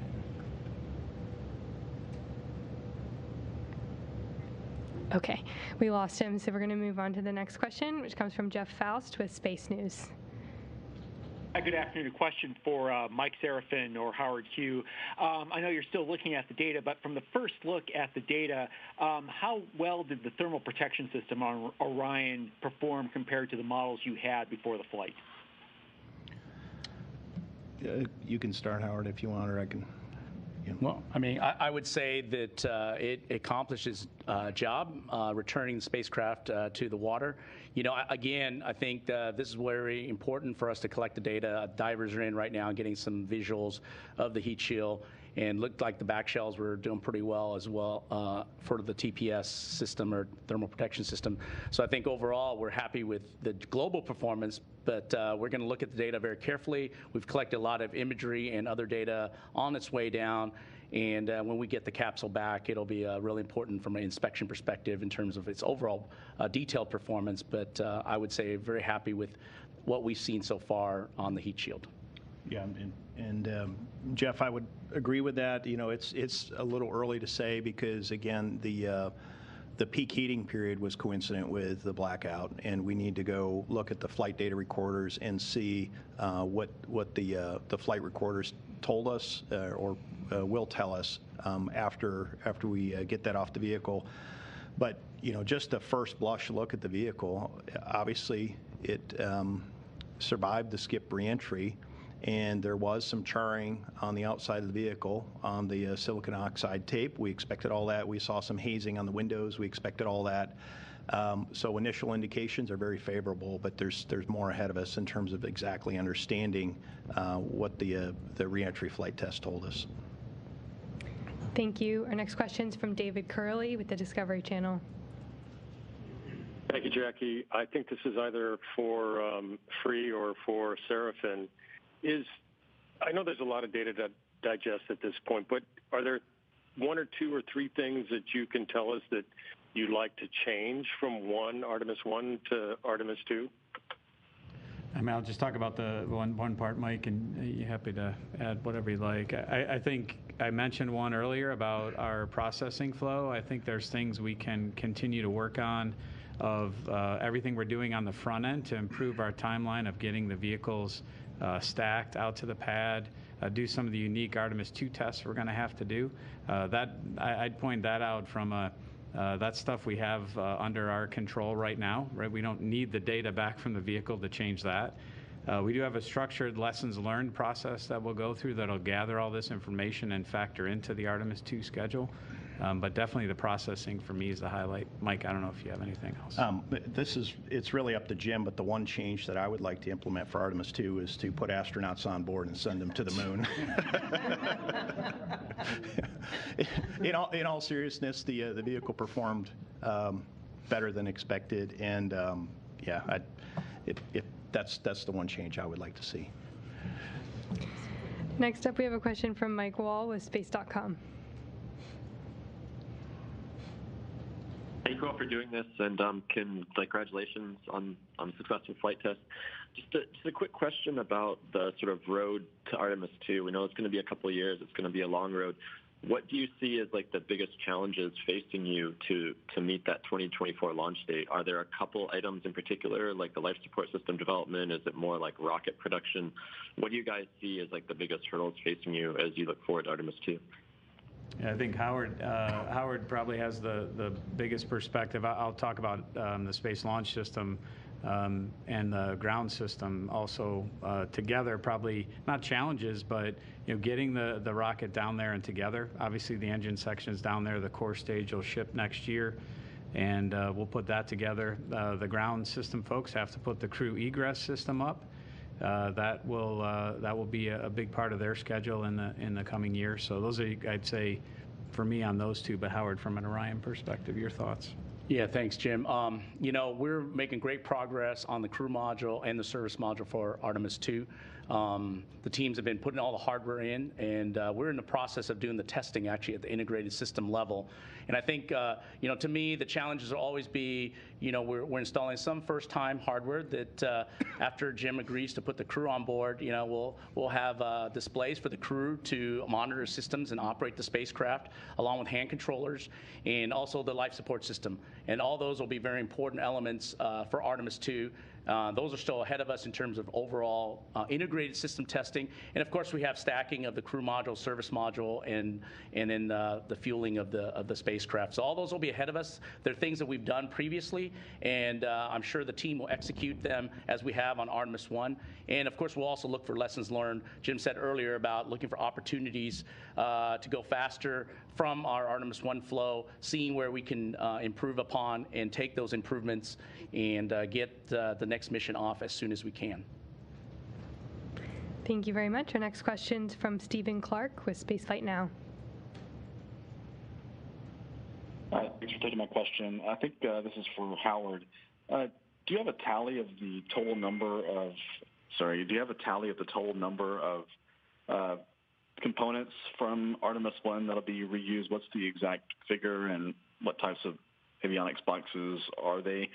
And then what happens if some of these components don't pass the retest, if you have to build something new for Artemis 2? What does that do to the schedule? And if I may, for Mike Seraphin, are you going to be the mission manager for Artemis 2, or will that be a new person? Thanks. Yeah, I'll start. There's 8 types of components that we're bringing home, and from Artemis 1 to Artemis 2. I'll just give you a flavor. The IMUs, inertial measurement units, are one of those. The GPS receivers are another. The phase array antennas that's on the crew module will also be reused. Relative to the retest, we'll see what the conditions are, but we do have Artemis 3 hardware that are available to utilize for Artemis II when they're available. And so we'll look at those very carefully going forward. And of course, we'll do the testing and make sure they're ready for flight for Artemis II. And I'll turn over to somebody else for the next question. Yeah, and Stephen, thank you for the question. In terms of who the Artemis II person is, that is Jim's call, and we'll see what he decides. I'm ready for a rest after this one. I look forward to going home and just and taking a little bit of a break here. But we do have flight-by-flight assignments, and we'll see what Jim decides. Well-deserved rest. Our next question is from Manuel Mazzanti with Debate. Hi, thank you, and congratulations to all on an incredible mission to NASA and its partners. I hope Melissa is still there on board the Portland. I want to follow up on a previous question. I understood that the recovery timing, or the average recovery timing, it's 2 hours for crewed mission. Is that from the moment of splashdown to hatch opening? If that's so, is there any objective on trying to minimize that time? Thank you. Yeah, Melissa, are you still on? Do you want to try to take that one? Otherwise, I'll take it. No, I've got it. Thank you. So for Artemis II, for crewed missions, the requirement is from splashdown to astronauts to medbay, 2 hours. We absolutely plan and expect to beat that with our training and our testing that we're going to be doing post-Artemis 1. Yeah, the only thing I'll elaborate on that one is, and Melissa can correct me on this, is we have parallel recovery methods starting with crew on Artemis II. So we're preserving the option to do what they call open water extraction, which is literally open the hatch out on the water and get the crew out to a small boat and then transfer them to the recovery ship while the capsule is still in the water. The other method is literally just tow the capsule with the crew in it into the well deck, so that we're preserving both options to do that, and the recovery operations teams are prepared to do either of those. Thank you. Our next question is from Ken Kramer with Space Up Close. Hi, thanks for taking my question, and congratulations on all of you for a fantastic job. Many of us have waited 50 years in the Apollo generation, and so you've done that for both Apollo and Artemis, so thank you. My question for Bill Nelson is maybe what Kenneth Chang was asking too. Can you give us an update on Starship production, research, development, technology? Are they building hardware? Are they still designing it? Can you tell us in some detail about that, please, for the lunar lander? I ask the question all the time of Jim Free, is the Starship meeting each of the benchmarks, the time schedules? And the answer comes back to me, yes, and in some cases, exceeding. I have been down to Boca Chica. It is a sight to behold, how they are putting those starships together and then the big booster. And their plan is that they're going to do a few test flights there. And once they have the confidence, they will bring the missions to the Cape. And until they get their permanent pad on the Cape, they will launch from the one that they are constructing right now that is in the outer perimeter of pad 39A. And you know, you're developing a new vehicle, a new rocket, and you can expect some delays, but thus far I'm told that they are on schedule. Their plan is to do an uncrewed landing in 23, late 23. That's a year from now. And then to do the crewed landing in late 24. So slips are always possible because it's a brand new system, but they have been quite impressive in what they have done with other systems. Thank you. Our next question comes from Zach Aubert with Launchpad News. Yes, Zachary Albert with TLPnetwork.com, the Launchpad News. First, congratulations on such an incredible mission, and thank you for the great live tracker and cameras. It really felt like we all went back to the moon together, which is awesome because space is better together, and the views were inspiring. Is there any time-sensitive instruments or equipment that are on Orion that need to be offloaded quickly? We know there's a more set timeline for crews, but anything for the cargo or science as we see during missions coming back from the ISS? And for Administrator Nelson, over the last 3 weeks, for the first time in 50 years, we could look to the moon and say we can go there. There's a new Artemis generation that's making a decision on what their future would look like.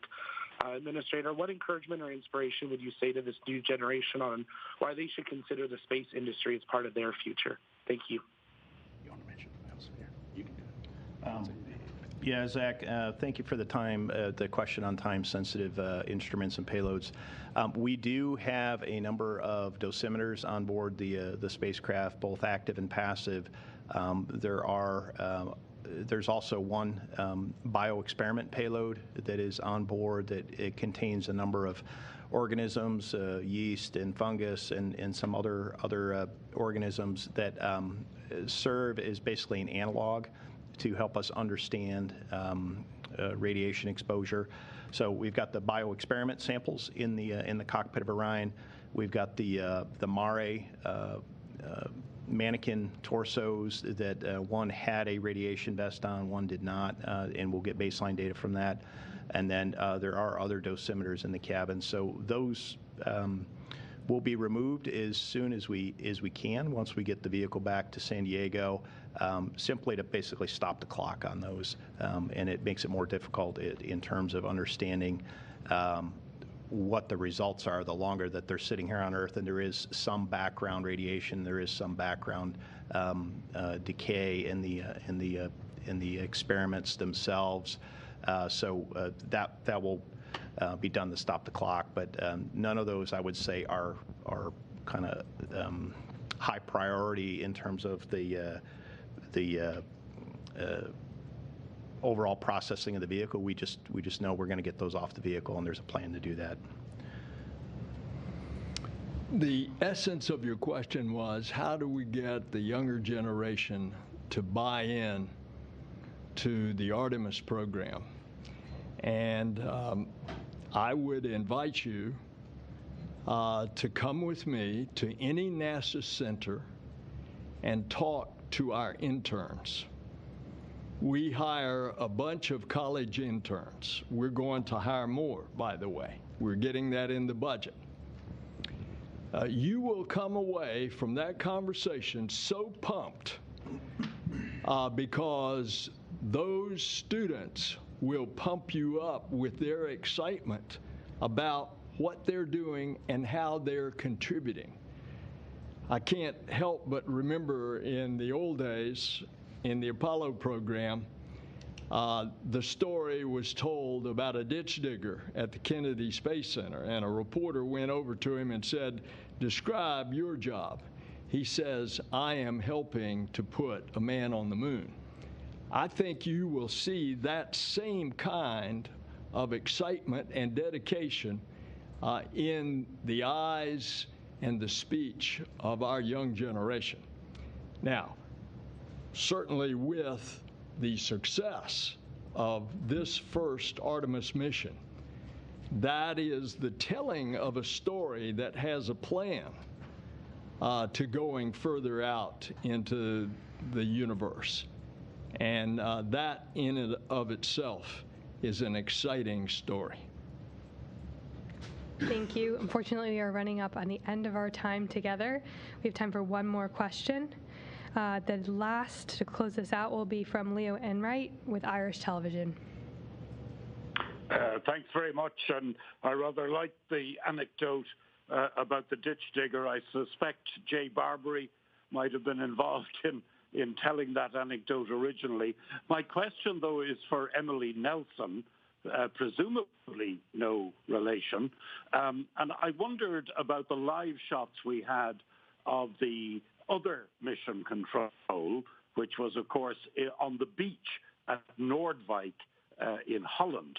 And I wondered how that worked. Did you find that this is something that you would be comfortable with if you had women and men aboard the spacecraft and you had to make sudden decisions? And I think I missed the very first part of your question. Could you repeat just the first part, please? Yeah, I was wondering about the Service Module Control Center in Noordwijk. And is that somewhere that you would be comfortable? This is for Emily Nelson. Is this somewhere that would be comfortable for you if you had women and men aboard the spacecraft and you had to make sudden decisions?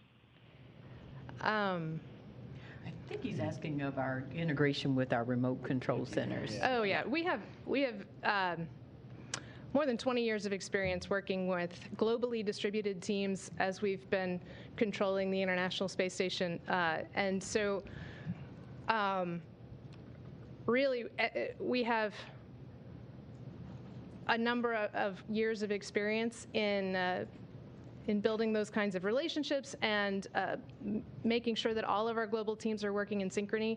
So I would have no concerns over a distributed team executing these missions in the future, and especially as we bring in more international partners, as we bring in more commercial partners and partners across industry, I think you're going to see an even more increasing diversity in our team globally, and we're really going to leverage all of those opportunities to make these missions successful going into the future. Thanks, Emily, and thank you all for joining us today. Our coverage of the Artemis 1 mission continues on the Artemis blog, where you can follow along for updates about Orion's journey back to the Kennedy Space Center. Have a great afternoon, and go Artemis!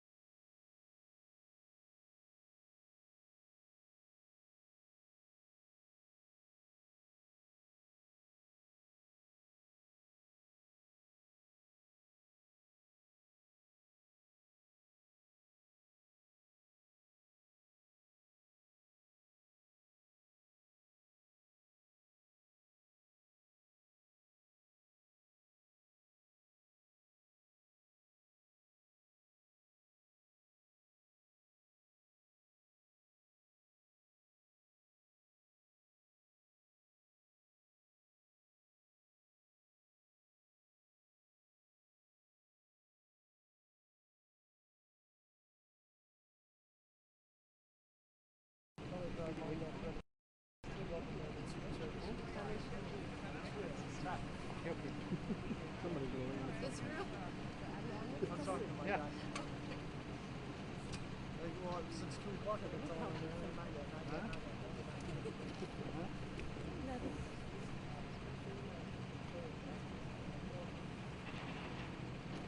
You want to go up? This one. You do like this.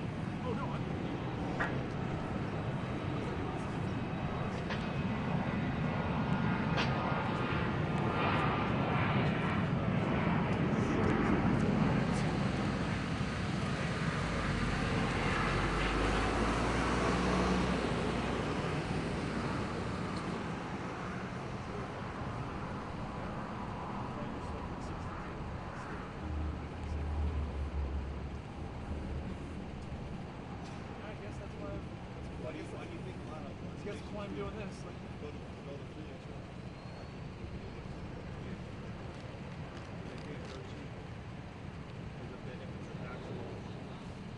I'm the camera operator guy. I got to pay him. I was doing this because like this job I got. I don't know what the problem is. This is one guy. It's always two guys.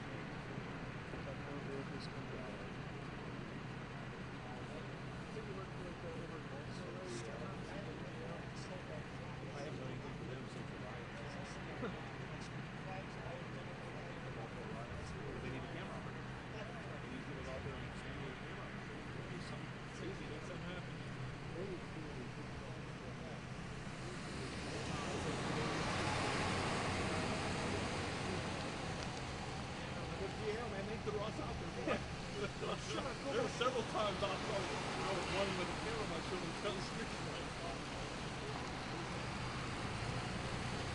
yeah, I got to the point where they were taking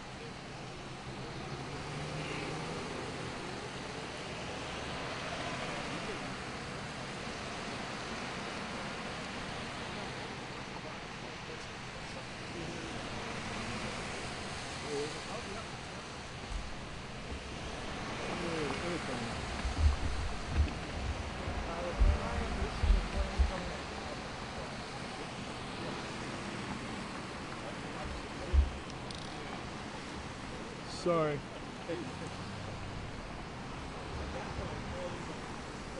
It's going to come over.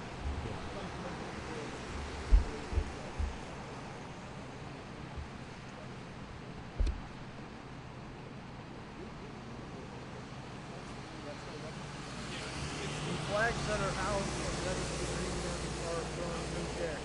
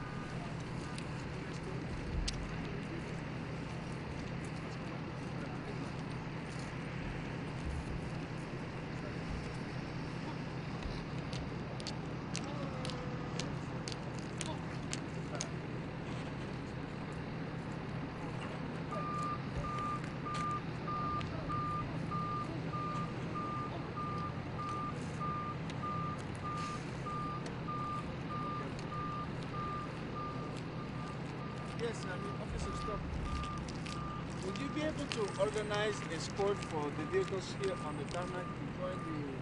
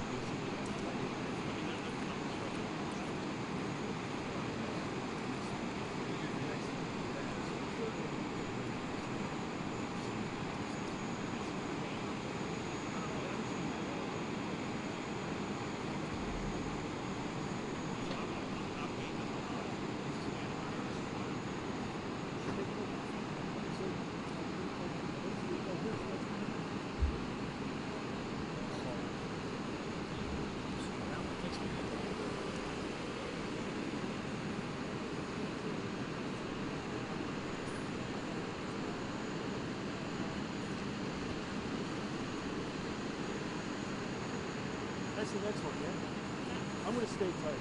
I'll stay here. Because that's the next one that'll go over there. And then the third one will go here? It just depends how if they get it out in time. Yeah.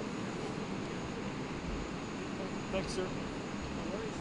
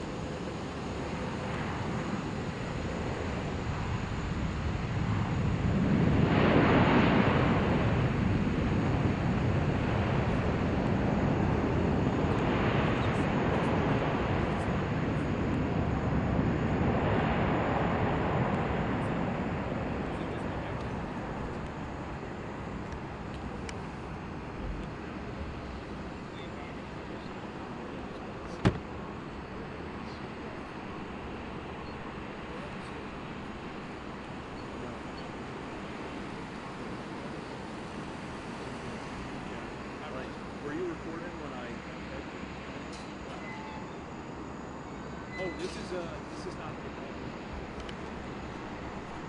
This is the one. Yeah. That was when I was like in the shot. Before or after? That was before. So it just went on. Keep going like walking a lot.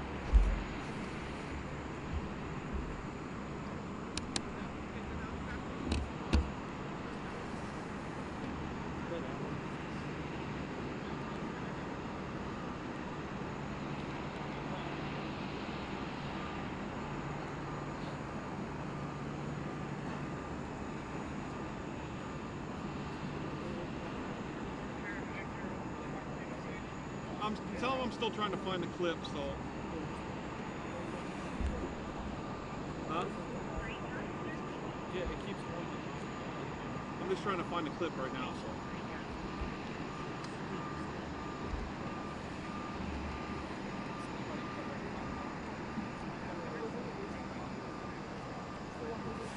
I don't know. Just did this, did this. That's why you don't press like forward. Oh, okay. Okay, yeah, no. That was first.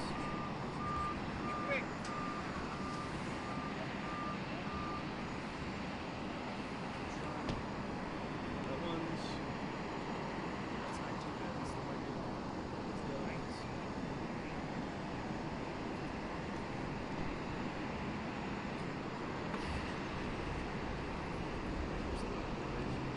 It's gotta be the next one.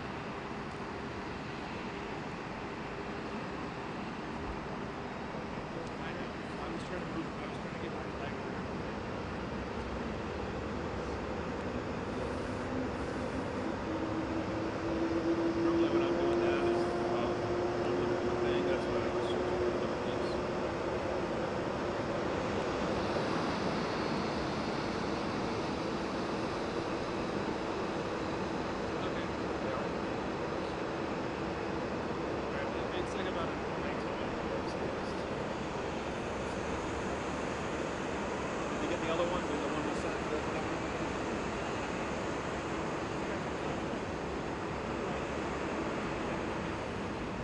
yeah, we were tied on the door because we didn't know who it was. Yeah, and that was coming out. And the way that they had the SUVs, they were just and then like once he came out, then we realized it was him. Like I followed one guy out, and I came out.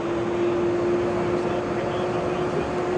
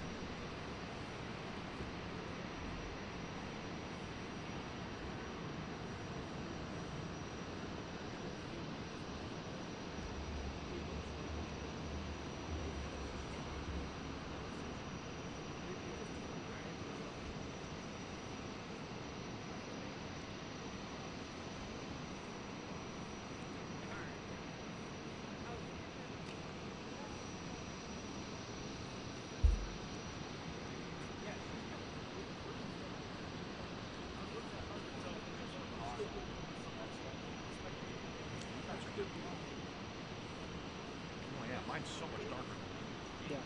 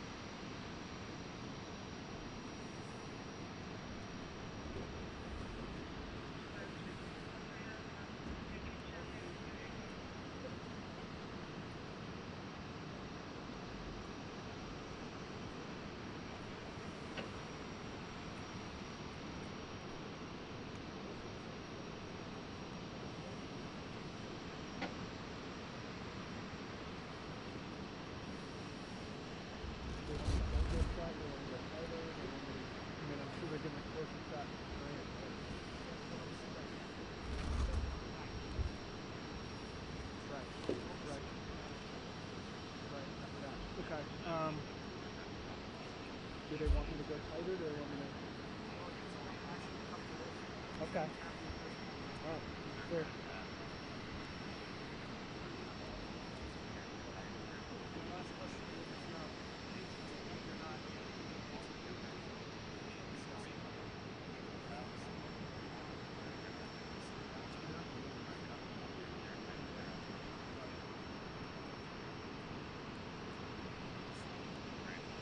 I mean, you're gonna see.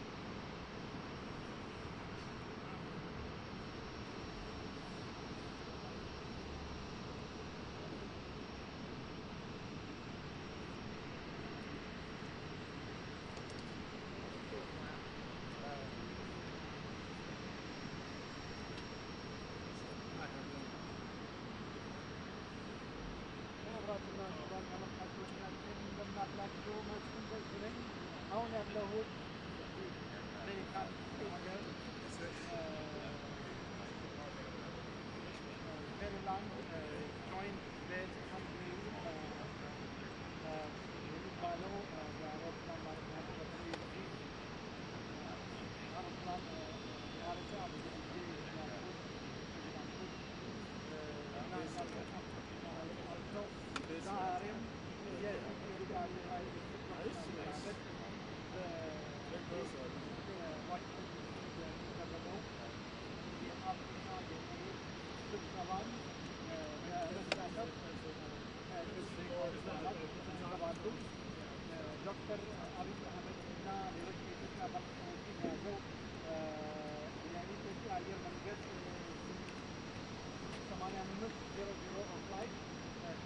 ኋላ ይገባል። እሱን አብረን እናያለን። ይህ ሎጅ በዚህ ማዕድን በዛም ማዕድን ማጠቃለል ስብሰባ ላይ ኢትዮጵያ አትጋበዝም ብለው ነበር። ግን ያው አንላቸውም። አዎ የኢትዮጵያ ትንሽ ችግር አለ። በተለይ ሰሞኑን የምንሰማው የፖለቲካችን እጅግ በጣም ያሳዝናል። ያም ሆኖ ግን የኢትዮጵያ ተስፋ ያም ሆኖ ግን ኢትዮጵያ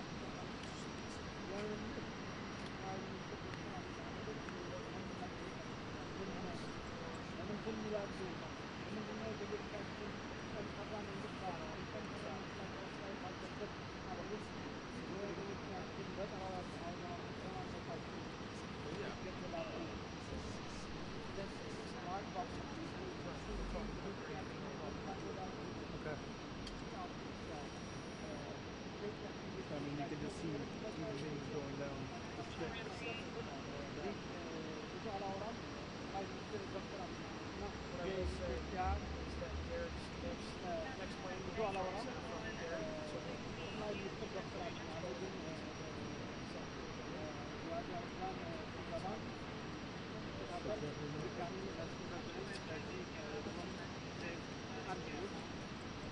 Like 16 minutes on battery.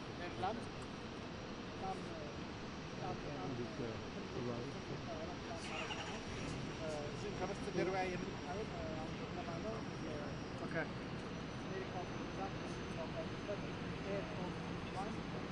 ነው ቆሟል።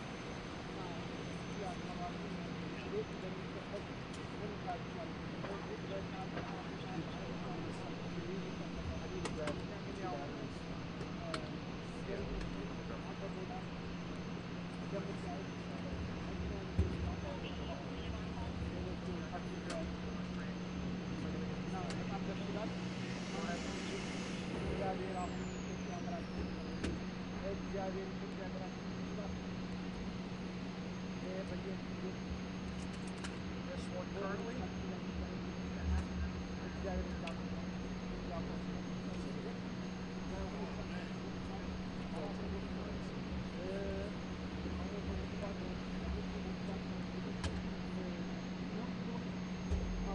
Copy that. Thank you.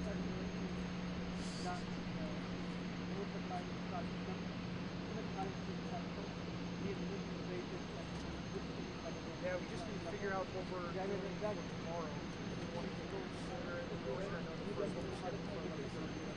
That's why I'm trying to figure out when we're starting.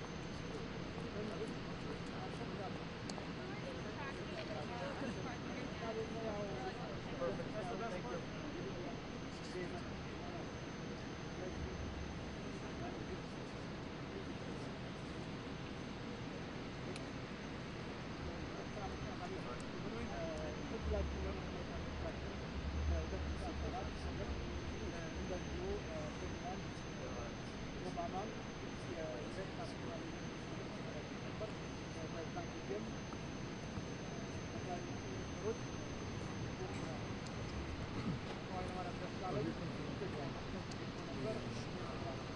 Thank you.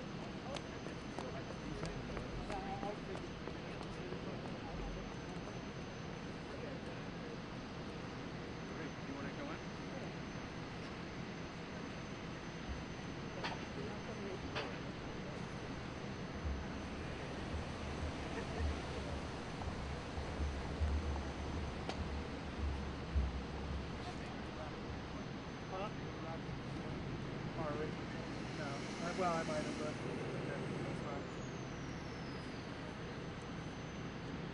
This is our last one. Okay.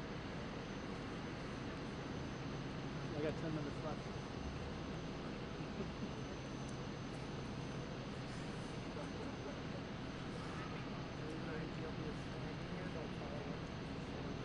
Stay here. Okay.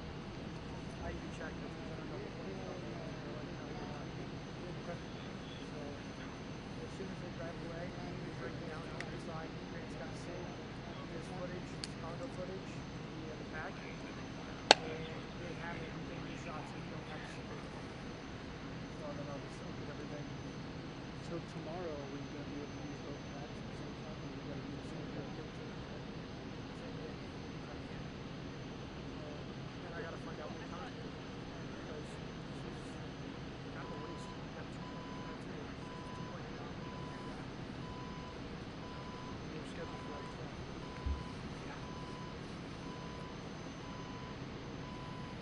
12.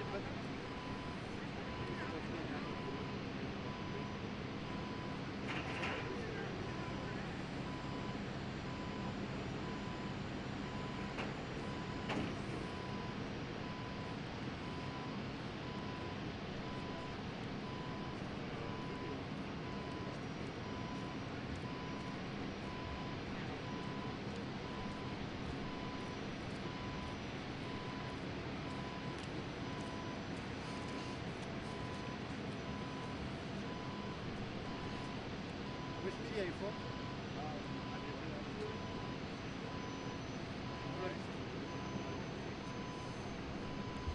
Ethiopia. Snowing. Right there.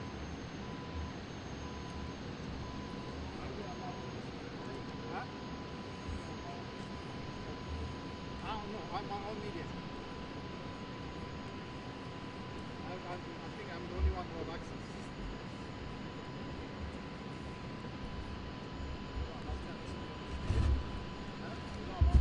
Oh, you could. If you ask.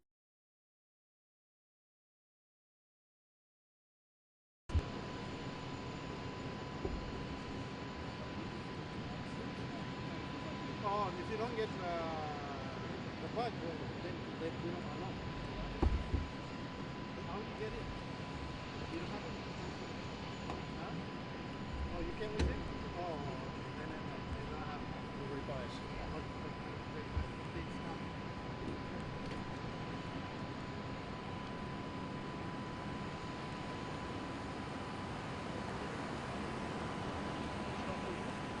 Ethiopia.